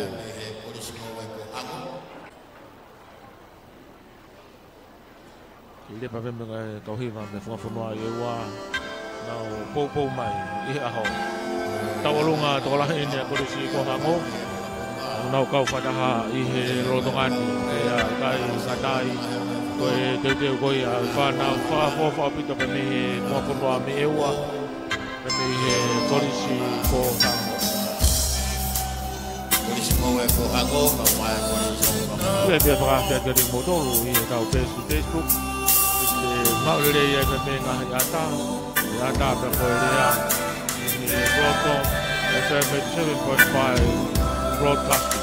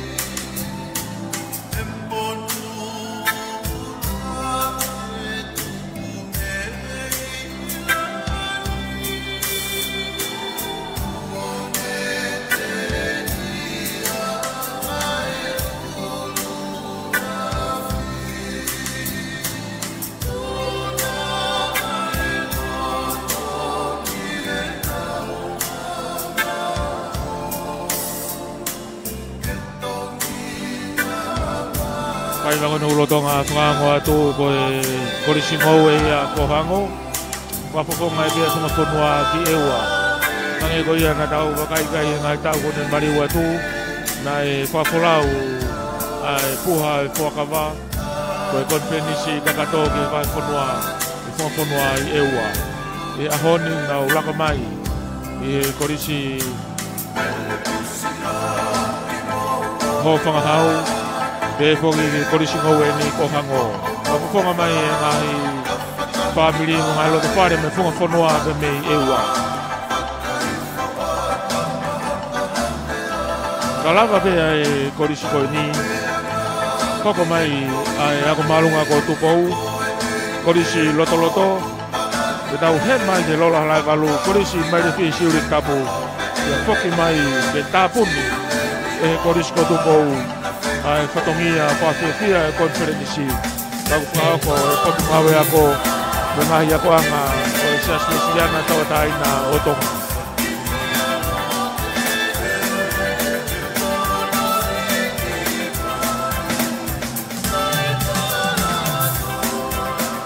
Wakai aki loto whare. E holo patanga e korisi Gonzalo te ke lauta be fukakai ngai family e popo ke fatomia e ho kai ngatai ku malamere ngai fatomia no katoa i he popo mo tu fata e ngai ngau ya ko to be i kontremisi kono te au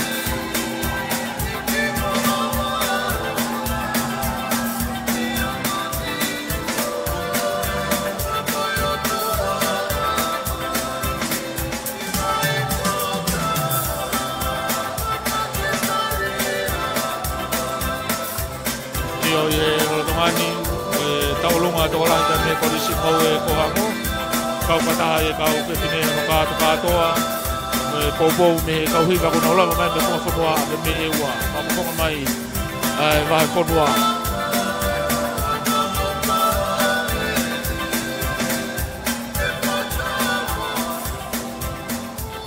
me go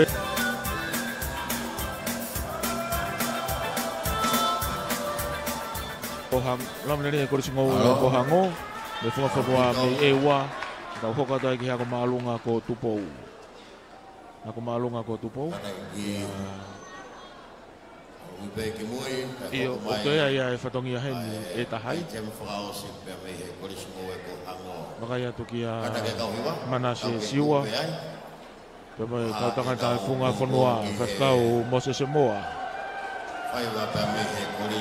ko ni ko taki mai ya ngo tangatani ko ngo murien e tau vakai ko kia i he vai ni a me ai be e ho weki lo be a ko me ke na kilari ko tala noa ki ha foha o ha eki ai alu ke fai ai ne tau tai tau ma dao to ko ane to mai aki matangi pe au hi ai foha ko ni o ha ke hamoto no foto ko ta hai be e venga he time ko to be ke ako ke lawa ke fitu taki mo fanga manu puna pe ki fanga ika kai lata he motu wa ngai ne venga ai fuha ke lata he motu mau nganoa to la he fanau ni ko fanau pe me Vanuatu,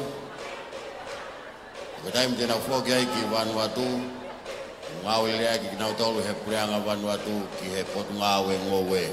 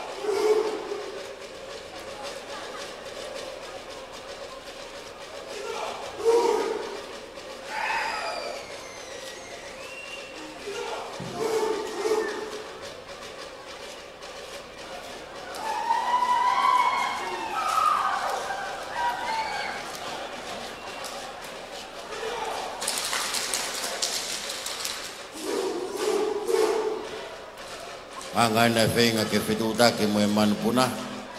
Kau mai whangai ka tahi. Te pehe ki he whangamanu kai wao e motu. Me hake ai whoha e eiki. Ka koe whenga i peke ne lata. E motu mau nganoa koia.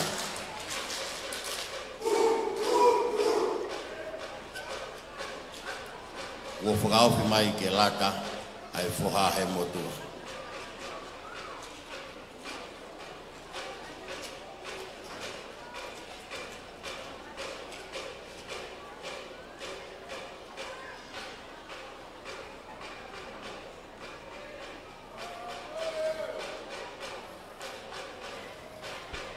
Iyo koe lolo tonga nia, o tonga whakahau ko te mini ai whaiwa me he korisi ngau e ko hango.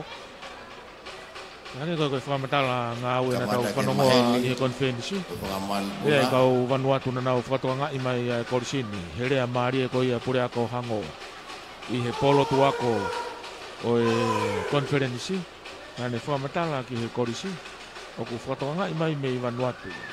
Hino koe kau tangata heni e whanau. Nau wako ai whaiwa koe ni. Pia tau inasi ai. Whai pēpea koe. Koe la vaina. Malo pito. Kataki ta hoki mai ki heni. Whaiwa koe ni hono ua. Tau kunonga mai he. Kohango. Matapā koe ni. Ea koe lau kakatoia. Kai teu mai. Ai aku maalunga koe lau kakatoia oe. Whawhiawhia me he korisi koho ngau e kohango. Hoko mai ai peia. Lolo tonga ni ki he ako maalunga ko tupou high school. Koe nau whaiwai ni koe whawhiawhia e ahoni. Ki he koris hango, kau maa koris hofang hau. Kore atu ke ako maalunga ko tupou. E toko ni apito e tau tokanga ki he taimi. Kau hipe e... Koe taimi e omi mo ki tau tolu koe hoko ai wha.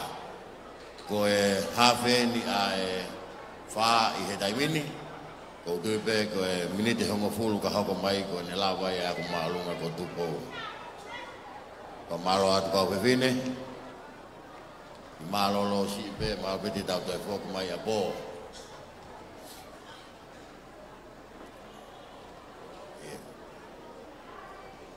Ko e ako maalunga ko tupo wa ai nuku nuku. Ko kina utolo ene o ko taki mai. Ia ngai whamete me he ako maalunga ko tupou.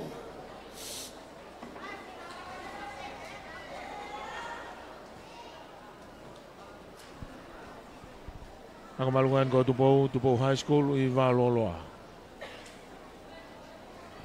I Valoloa, motol ko ia i tō pure anga, na muwanga mahene aku kau mai mo fas mo yafi. Ka koe ako anga ni i he Valoloa. Kamata kia e whaiwa ako maalunga ko tupou. Ko e mata pure lahia. Ko e ako maalunga ko tupou. Ko ne mahu pe. Hake koe ko whakaango mai. Ko ko mata pure lahia ni ako anga. Ko hako e taulunga o e ahoti.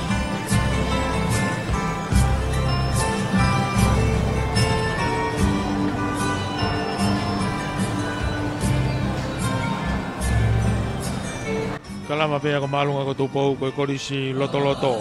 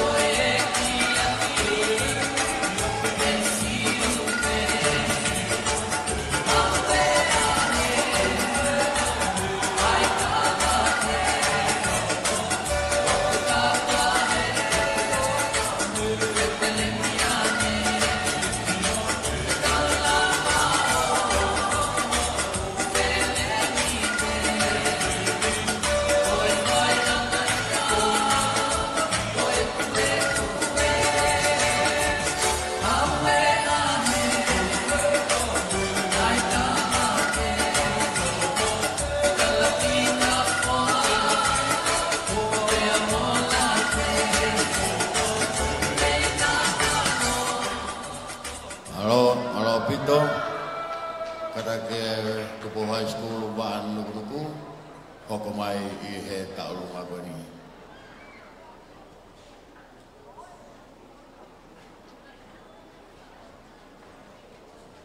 Kadaki koe aku malu aku tupo wa Toi hoko atu ai pia.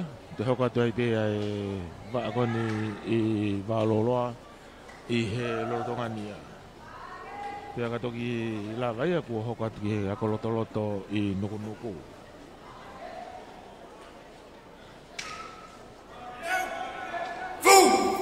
Fasipoya fiko e whakamau angatala Palolo atako ni silivano kunuku ko whaila Whakahoko ai ni sone ko ni whelenisi kakato Whakalahi ki he tonga mo unga ki he loto Ae si I mo ui loto luku kakato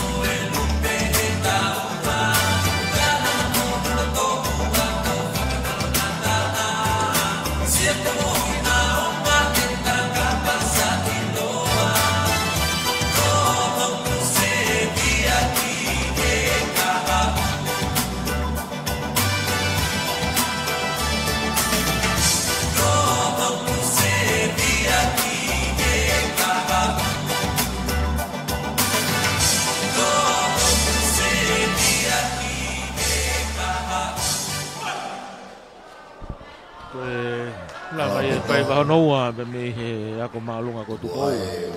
Be me va lolo. Ko atu. Ai ko toe ne nau item hoko e. Ko item hoko ni Tupo High School.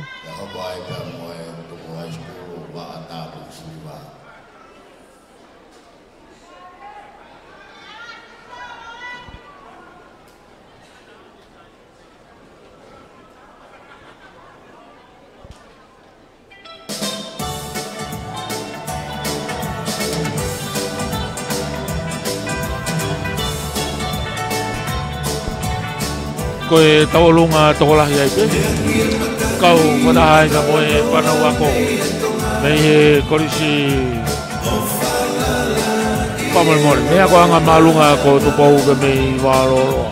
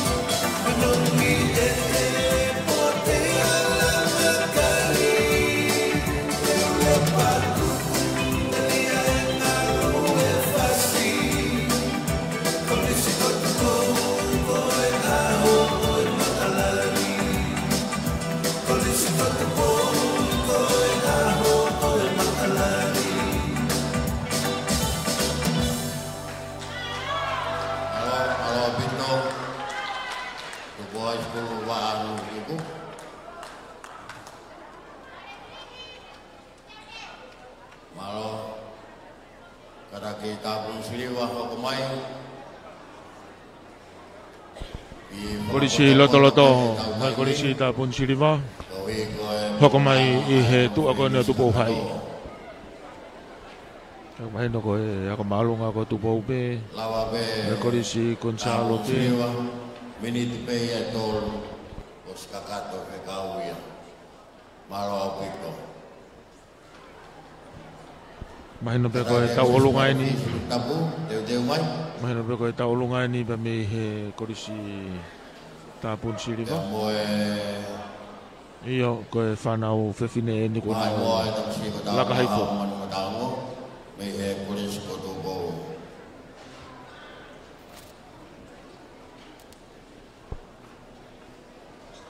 Kalama pe koris tapun siriva. Pe koris i maire fi sirip tapu. Ya tapun i lewa e tau whawhiawhia kon whenisi. I he ahoni i he koris ko tupo. E whiawhini, upo maro atu, mo ke whakatatoka, ka e taulunga mehe korisi tapun siriva taulunga tokolahi ko tokono ia iba moe tokofa ko tula fare ia pe me moe korisi tapun siriva wa o ya ko malu ko tupo Deu tapoki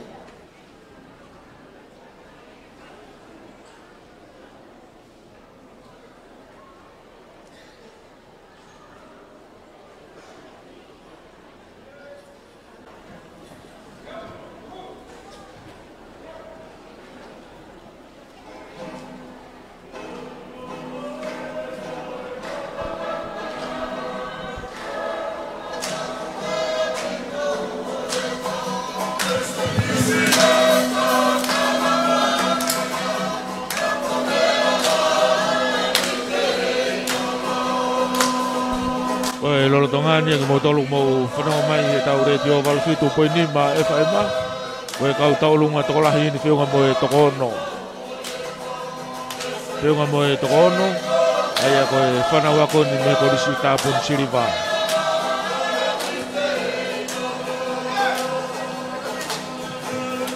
koe tokono fini ma haka mua he ngahi vesi koe topa tangata unau Kula para me mui.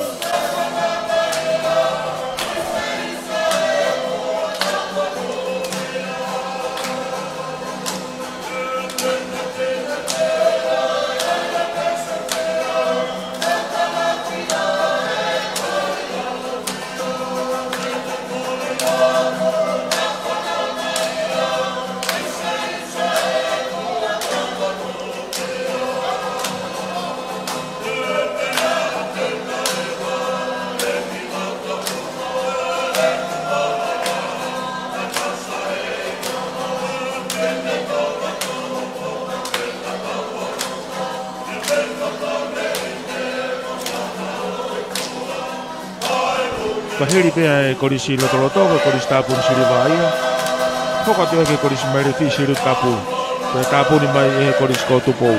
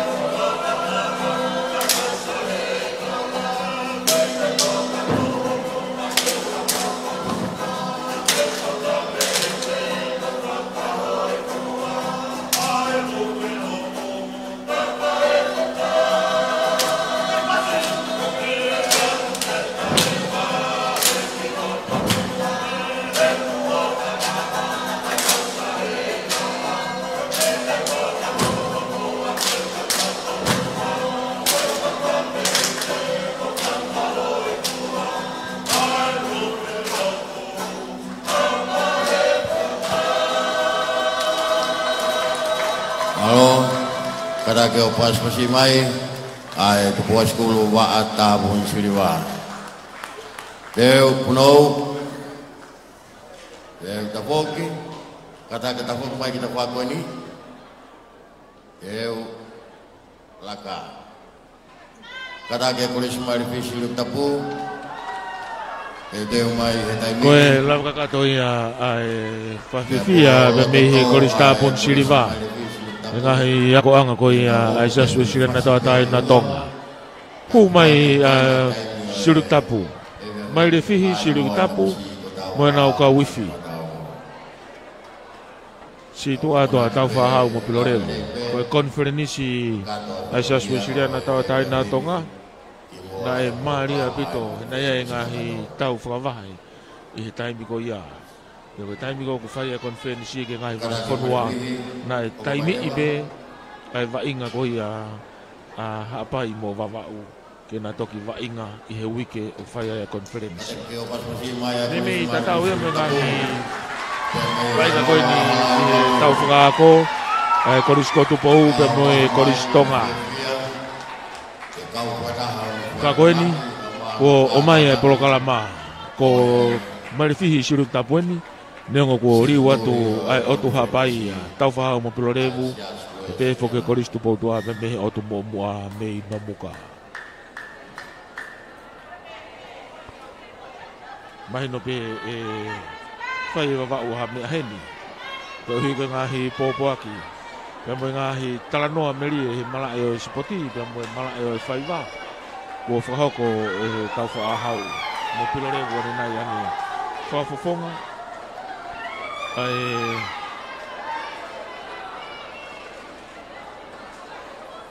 io ko whafofonga ia o tu hapai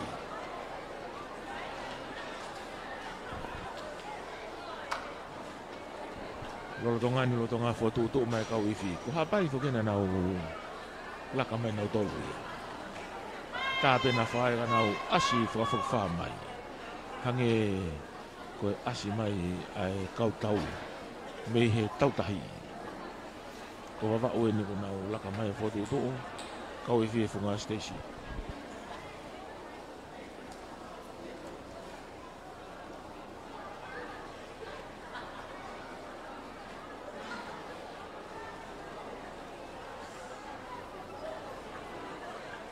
Kada ka pas musim mai faifi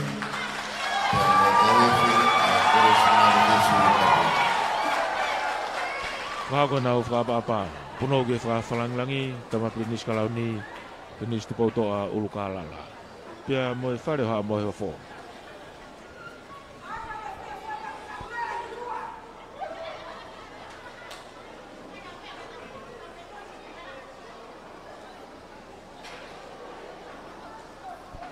kau fina va va una o si tango tu fina to gilala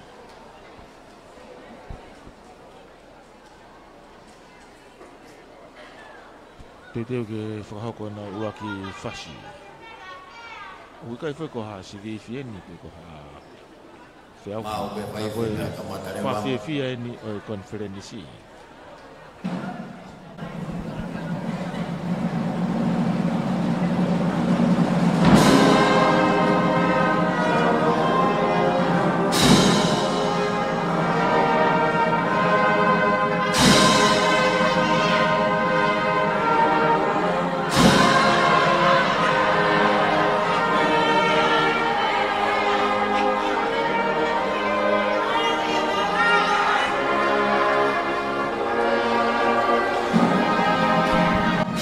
Mama o mo himi whangea wono noa. Kau ke whakamalo ia e tamai ka mohalo.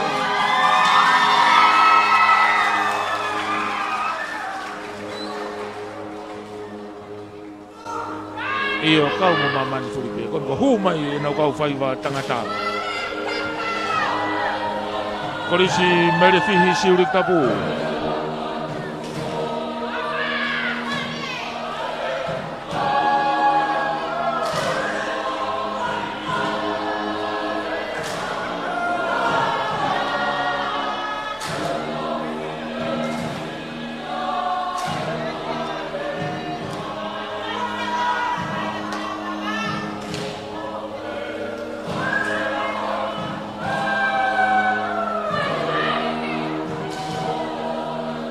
Koe whanau tangata ni una osi haka ki nā dolu loto.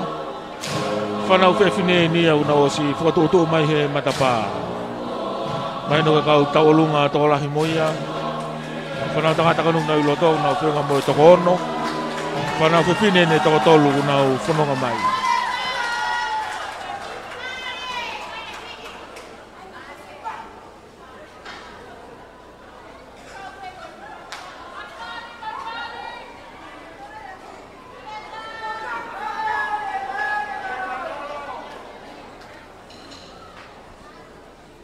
Yo.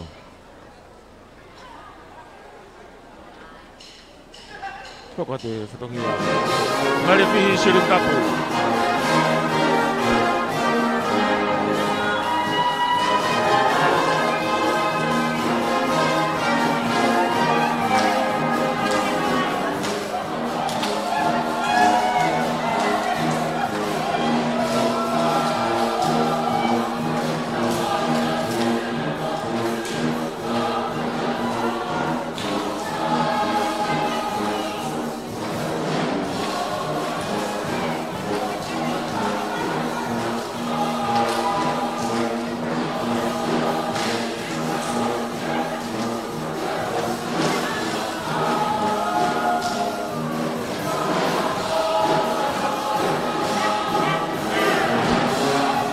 Hiva koe ni ulatonga taulunga he korisi mare tusi rutaku.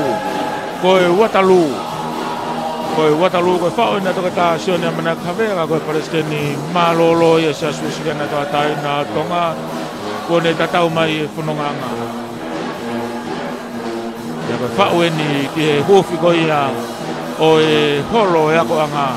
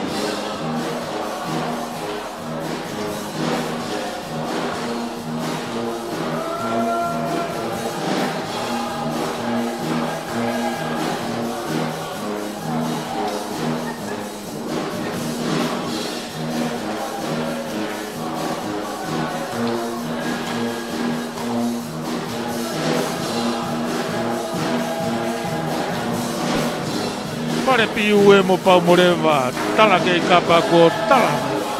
Te urikuone ki si oto alamea. Morisi marifi siru tapu, pe me lolo halai walu, me i wawaulahi.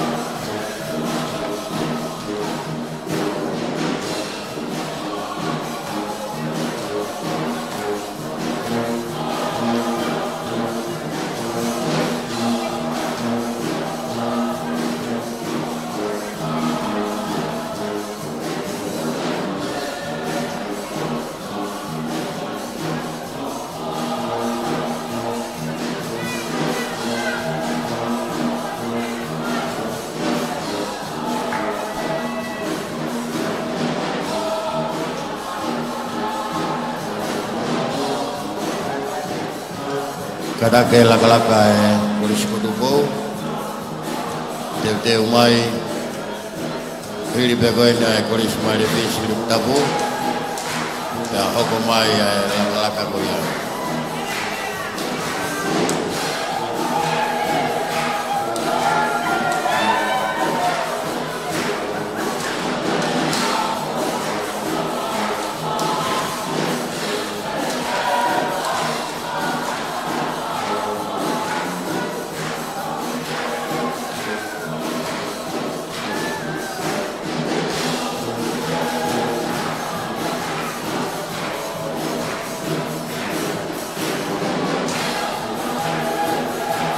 Tanga koni ko fauia tangtai presiden malolo.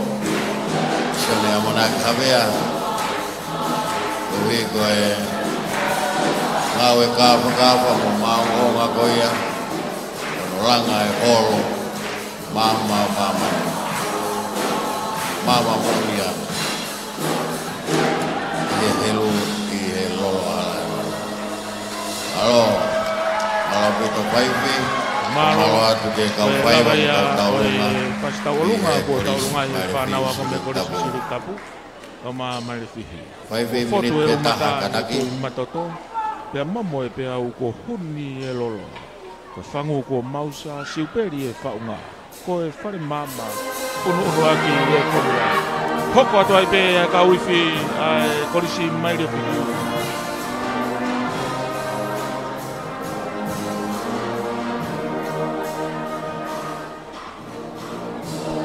Talaka e pau Newcastle ko e tatau e vai fonua.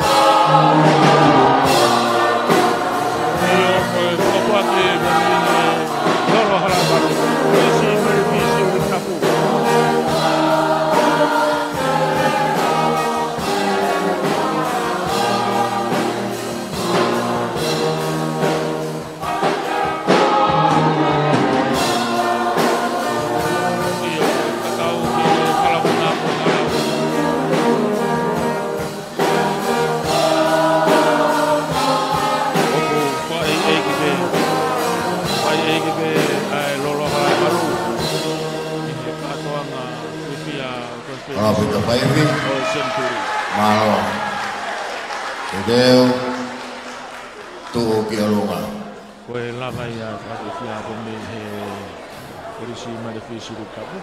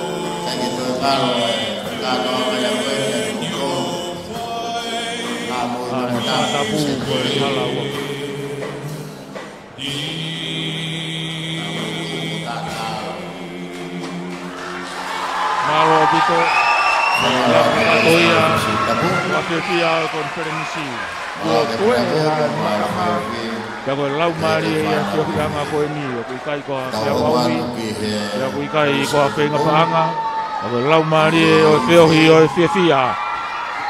Laka tu marifi sirik tapu.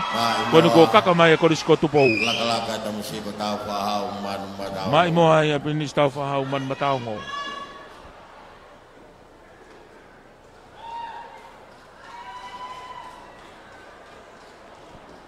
Oku Maria apito ngahi fatongia ahoni. Ahono moi kau faifi. Mai kau pure ako mai kau tiuta. Ahono uke lau Maria o fiafia. Kau mai kresi o fehui mafana ihe aho.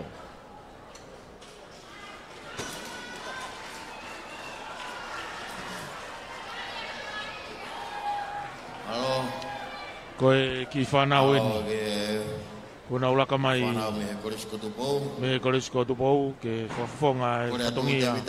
Whaiva o e aho. Devita e pariti. Katake o whakatata mua tu ngā koni loto koni ke tuku kitua kataki.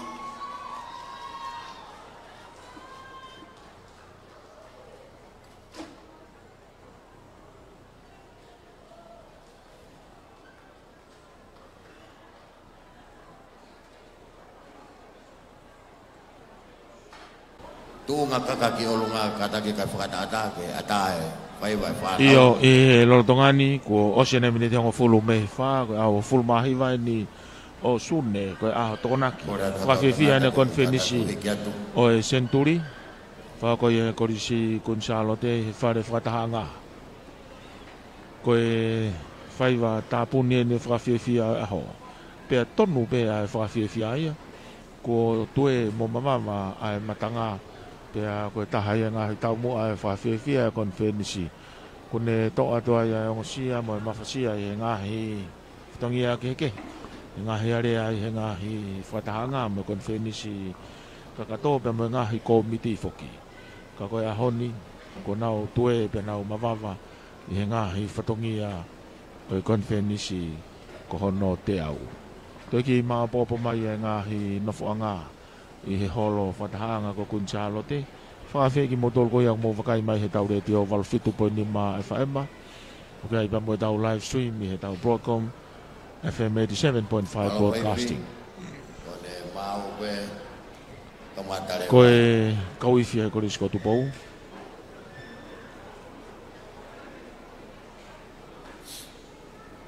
Pia mo e kauifi.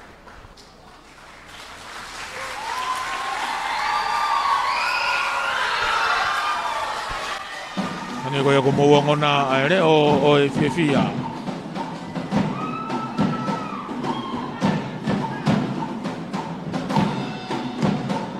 Lolo tongani botol ko ya ere tio ko e ki tamai e ki ko si laka mai ki tu ke moa.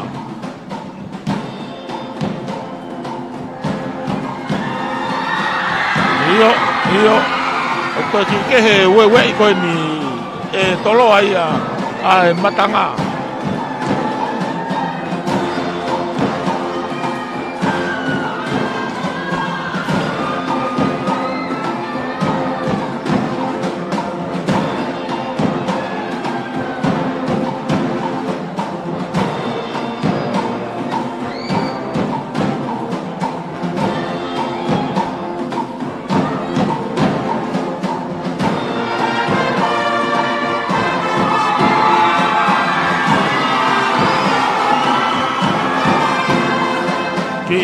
Se lue mai hange ha folau tahi kauifi he lolo tongani kake tai ha tahaya e tutonu e tuma lau pato kinema ya mo matahu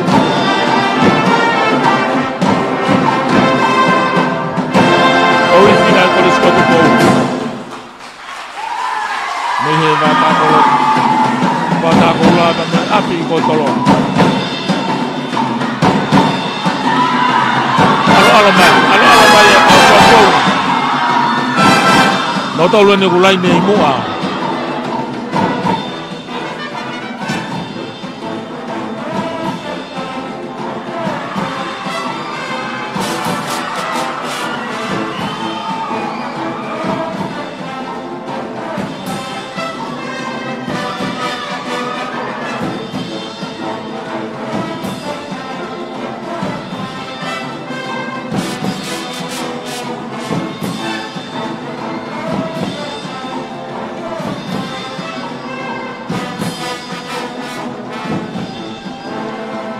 Ai ako kawifi e funga stage. Noa fervai ka Oi panawa ko. taulua. Ko na wi la lo ya I ferikio e holo. Ne kawifi ai korisko tu ko. Ko klubu lagi aku na lo tonga New Zealand kina utol. Teu e si wifi.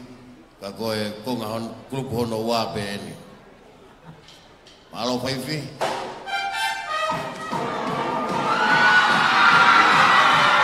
Yo. Ki wewe mai pe ka wifi a matanga. Tupuanga I tue mo mama.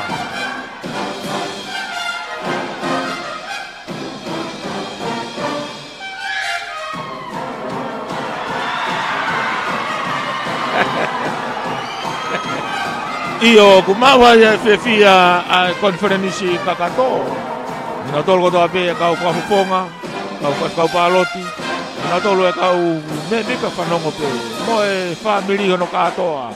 Sia ba mo fonua. Oni ko laka mai ka tangata. Io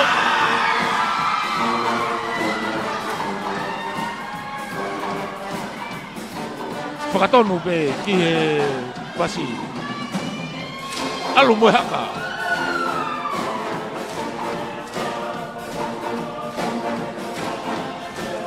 Oe tivalahi eni, talanoa kia ia kau koriskutuku. Prefea plu.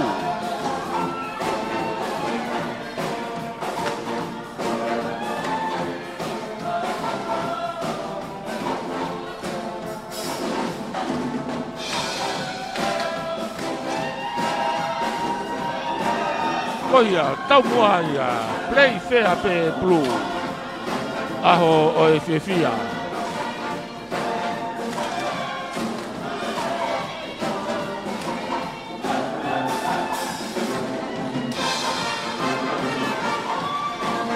Koki atu whanau I fi ki o nau ngai no fuanga. Tō atu nau ngahi nei fi.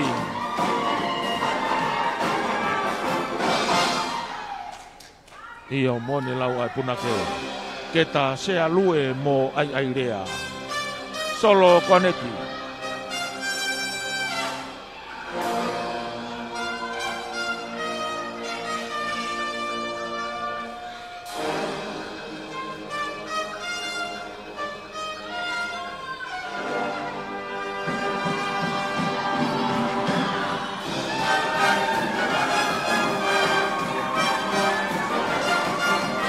Io ko totolu ni una ulaka maki mua.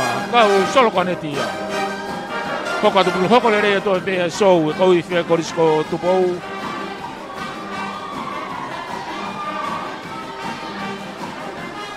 Maria bidanga e longa fa na o we mai matanga.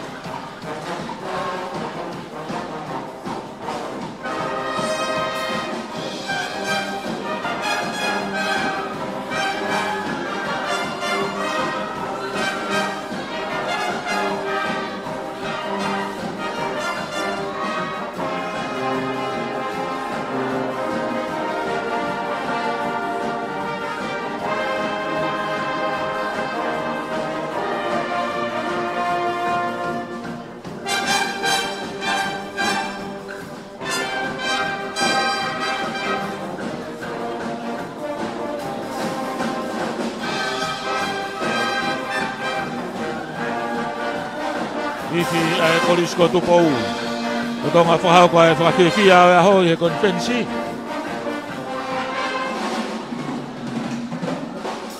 Whamawhana pito e tariniti o e whanau.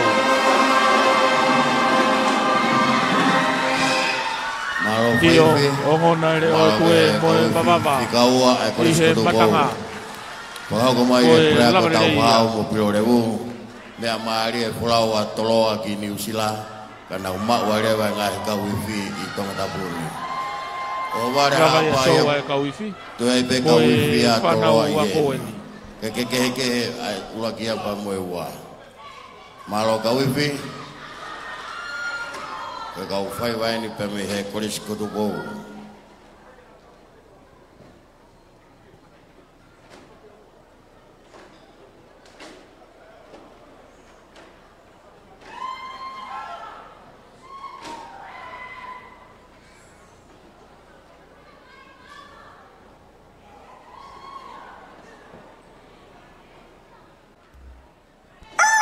tengani ko faiva ai tama e sini ana ko tonga haka ko be fisi ko risi ko ko ya ko tamani pana tata yo awa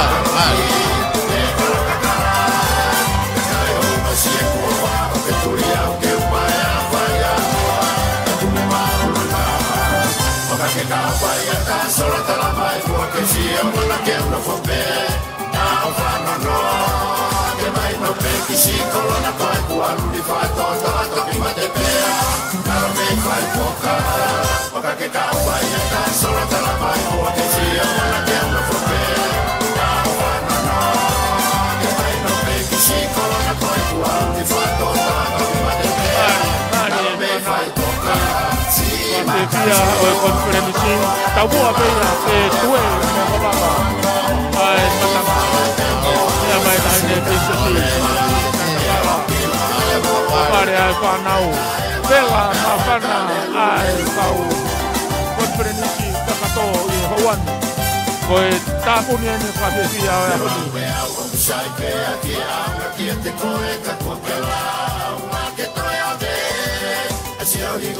Kai mita tau e whai lalo i e whariki o e holo. I e whunga se siko mau mai ki ai e kau nako ia. A e torisko tukou. Maari a pito e tek whai pa e whanau. Maari.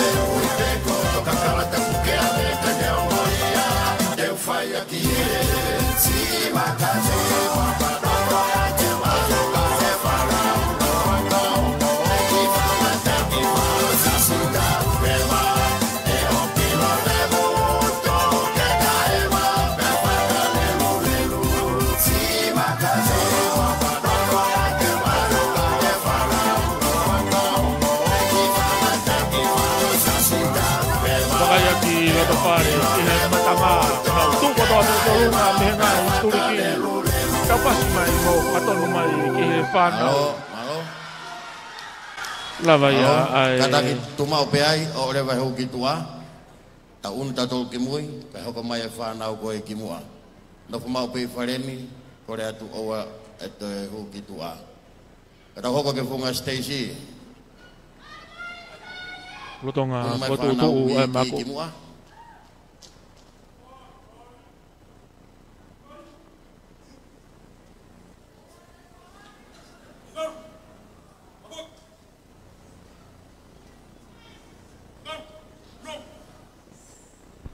Iyo koe mako ni ai whanawako i he whunga Stacy he rotongani i me i ofi ki he toko tolungo fulu ai kau whai wako ni tamaki whanau koe whanau ni ui he whunga Stacy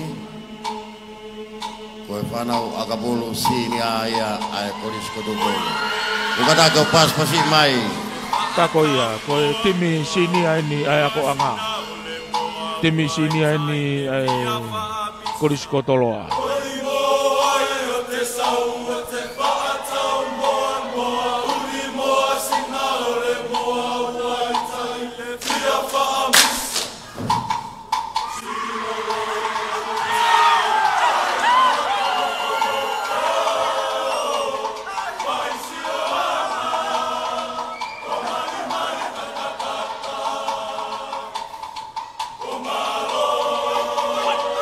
Mutol ko ya ko mo bakay mai live stream mo me mai ki fai ma lolotongani lotonga whakahoko whanau inga kako timi akapulu sini ai korisko tupou ai mako i he whunga Stacy oku whakamawhana pe aku whakawhiawhia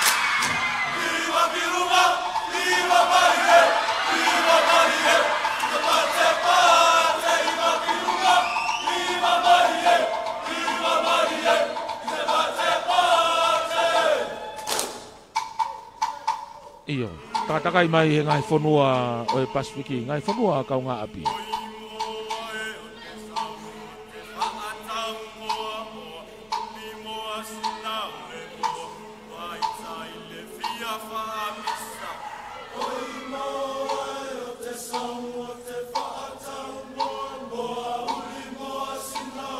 More.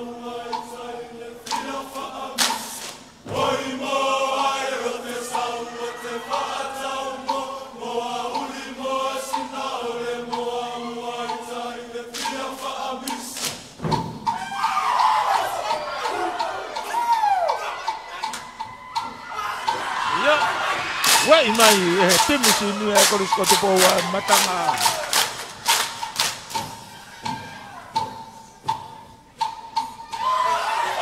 Vela i pe mo matua tau whanau.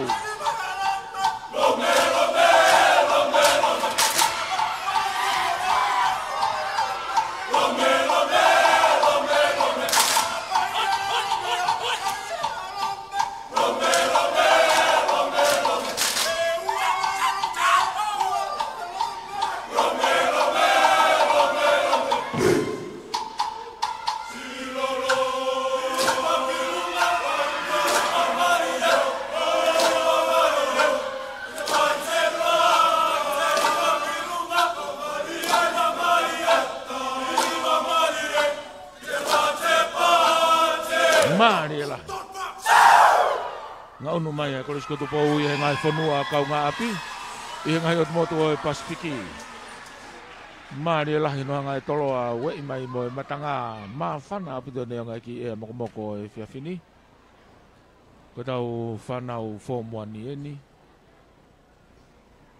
Whanau fōmuani eni i he korisko tupo ui.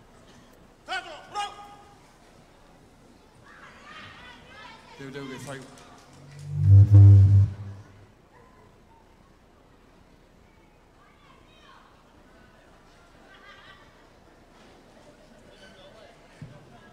Ia lotonga whakatutu o kina tolu i mua laine ua pe. O tupe ua tau whanau a koi toloa.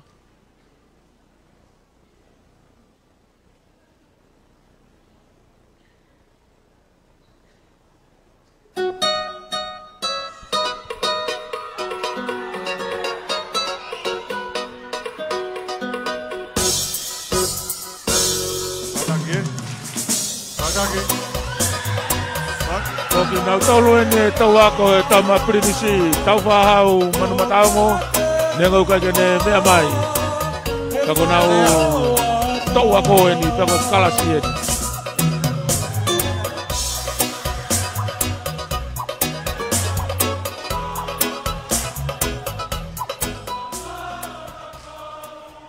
Haro, kore whamori more atu, ua maa whana e whana auia. Ire pasi pe mua. Iyo, to e furihi ai fasi. To e omi ai fasi lahi. Furihi ai fasi, to e omi ai fasi ke tutuku aki pe mo e matanga. Mo dolgo e mo wakai mai ki holo ako anga mo holo whataanga e korisko kunsa lote. Whawhiawhia wakai at ke whafonga hau e ki conference kakato. Nā tole si matua tau i whanau kei mea pe whalanglangi tama pinisi kalauni tama ko tupau toa ulukala prinsesi Sinaitakala iti tahi me koina nasi pau pia mo e Maro tamea ale malu mata aho prinsesi nasi pau prinsesi Charlotte Pilolevu mo e whare ha ama he ofo. Kei malu pe ngahi tuunga, kei toka pe merino pe mo e whiawhia. I he whawhiawhia e konfenisi, koe te aweni e konfenisi. Pia ko Centurioni e konfenisi, ko tau whahistoria. Pia ko kauai i he ngahi aho, ko hai ha whamiri e ta e whiawhia. Koloa, kakoha koloa. Koe whaiwa ta mehe koriskotu pou, fōmuani e ni. Wish I had well, Camoela, oh, Falate, e Falata, e hiva kokeni o e tamatui, e Tagata, i he vai tokuna, matapa o nakau, he kolafo nua.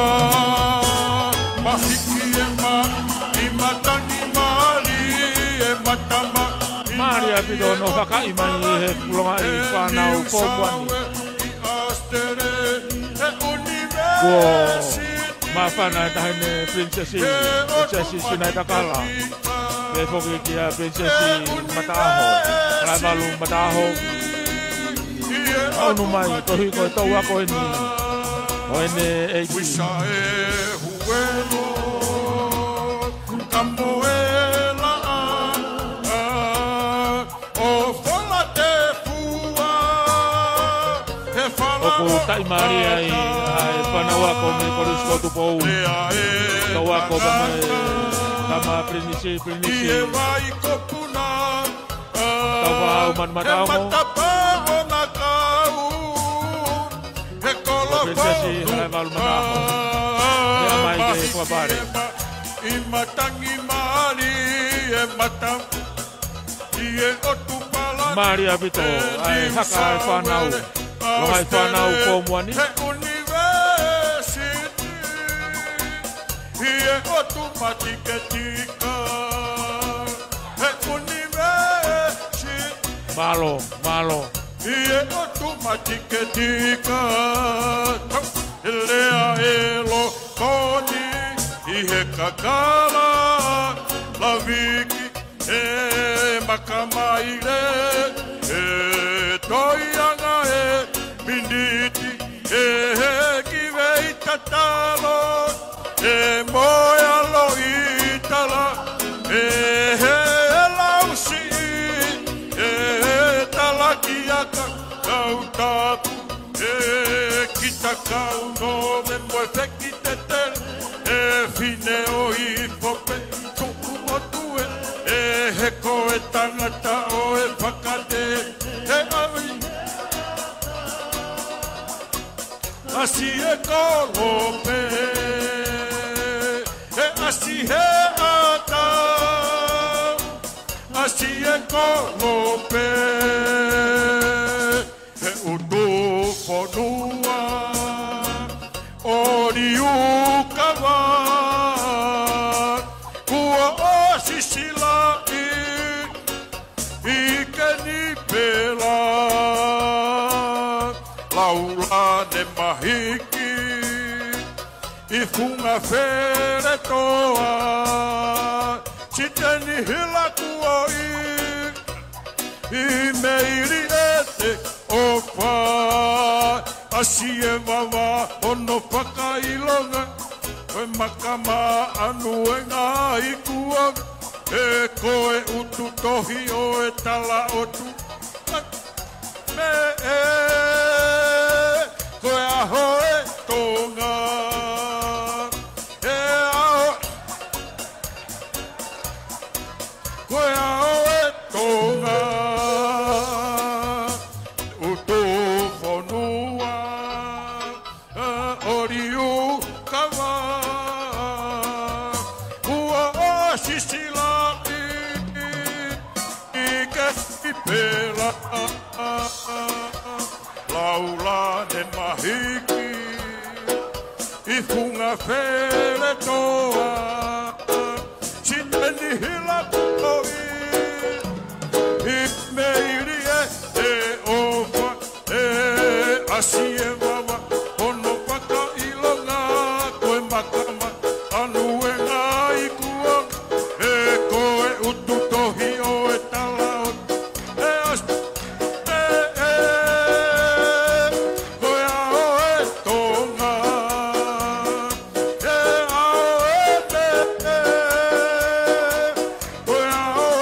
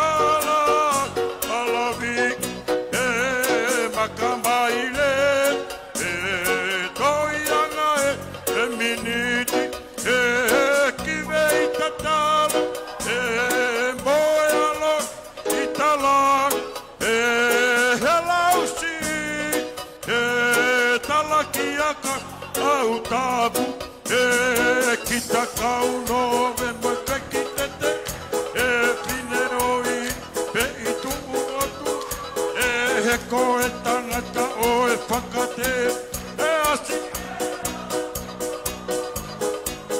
asi e korope e asi heata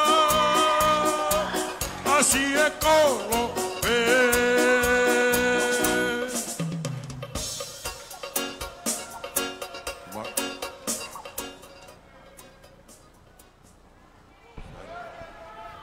Korisko tupou. Koe tapuni o e whawhiawhia aho. Ko tau koloa ia. Ko te tau ki he polo kalama.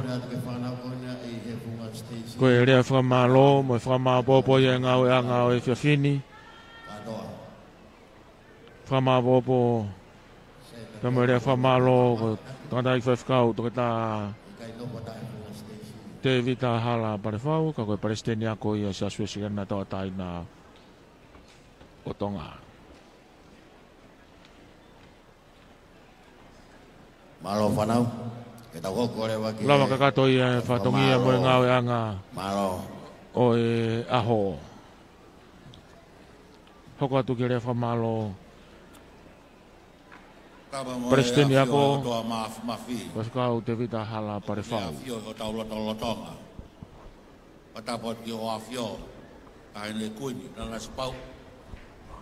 Patap ke tamapini hoko, ama kau tamaiki, prinsesi. Whanua whalewai, ama mama tau roa, o tau e langia i e whawhini. O ka e whenga maare kon ke whakafofonga atu. Ai tangata i pai seno si a singa maa e skei tai lah. Pia mo e konfernis, pia mo ne potunga o e ako. Hapai atu ai whakamalo loto hounga. E lang maare rei, ta aine kuini ka ne haa rea. E ki kātonga tua mo vai koen. Pe ke tamapini hoko, ka mai kau tamai ki princess. Ko tau e langia o e potunga o e ako ho mo mea mai. Ke whalang langi ai a o e ako i e centuria e konfenis. Whakamalola hi atu. I e mokoi maho mo whinangaro ke potunga o e ako. Ke kau hono teu i ai kahau e whanua. E a whakamole more atu. Ka pau kai kakato ho mau whatongia. Nai tuku pe mai mo ai tamasi ke whakaosi a kai ahoni. Ka kune puaki mai. Ka utama mai he pure ako e ngai mo ua tamasi ko ne puaki mai. Ane ongo ia. Whakamalo lahi atu. He mokoi hofina ngalo tahine. Ka ke mea mai. Whalangi. Kua mau loloa. He kua osi hoa tolu. Moe konga. Ko mea ene. Pe ke tamapini hoko. Ka mai kau tamaiki. Whakamalo lahi apito. Ka te mo tolo e konferensi ka kato mai ngai matua. Ko tau kato ahen ke whalangi. E potunga o aku ai siesi. Ai centuria e konferensi. Tawanga pe ku hoko ki whakailonga o ahoni. Ko ki whakailonga pe ia. Ko e kāsete pe ia. Ke centuria e lotu he wanoa wano. O ku whakaamua ke tau whanonga atu ki ai. Tuke toka mai lau maare maaf o otua. Ka puru aki. Ko e tahine ka maa e tamapini hoko. O maa ki mo tolu kotoa be i e holo o i kosikun salote. Ta tau atu he, Kato ke hoi fua mai langi. Ke ngā ko tōpe ko mau whai. I hua whai tamai mo alo. Pea mo lau mare maanyoni. Malo bitu. O malo ke Palestine o ako. E whakato e rea whakamalo.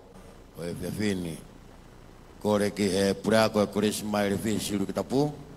Whakau sentimita uhila. Kata kene whakato e lotu tuku pea mo e kelesi. Malo pito. Pea koe kreisio tau iki ko sisu kalais. O whalahe o toa ka tau tamai. Pea oi mo e lau maari e maanioni. Ia te tau tolu kotoa pe ia. O tai ngata. Amen.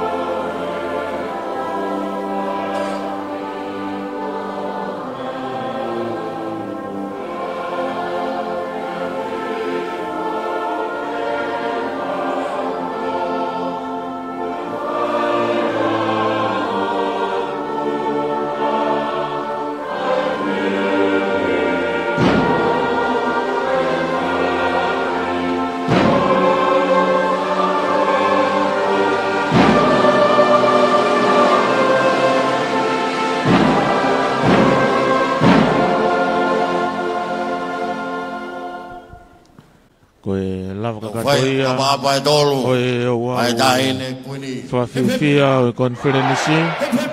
Ai ana e tatakia he potunga we ako.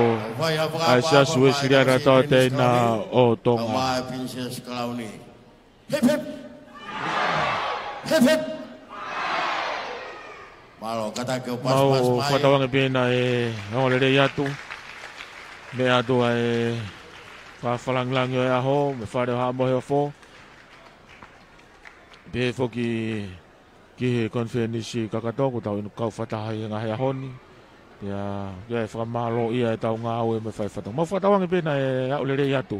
E tapa katoa pē o tongani me motolu i he ope. Whamalo ko kau hoa ngā au e. Ia aripate ki sina. He ki he ongo whaita Webster Lea Junior. O Peter Takafua. Kau frisono fina nofo tau foki ke Vigilani House fa ko ko tau tau ngahi nga fa fatongia malo be to mo me mai ka mo me a Tari mai ki naudo.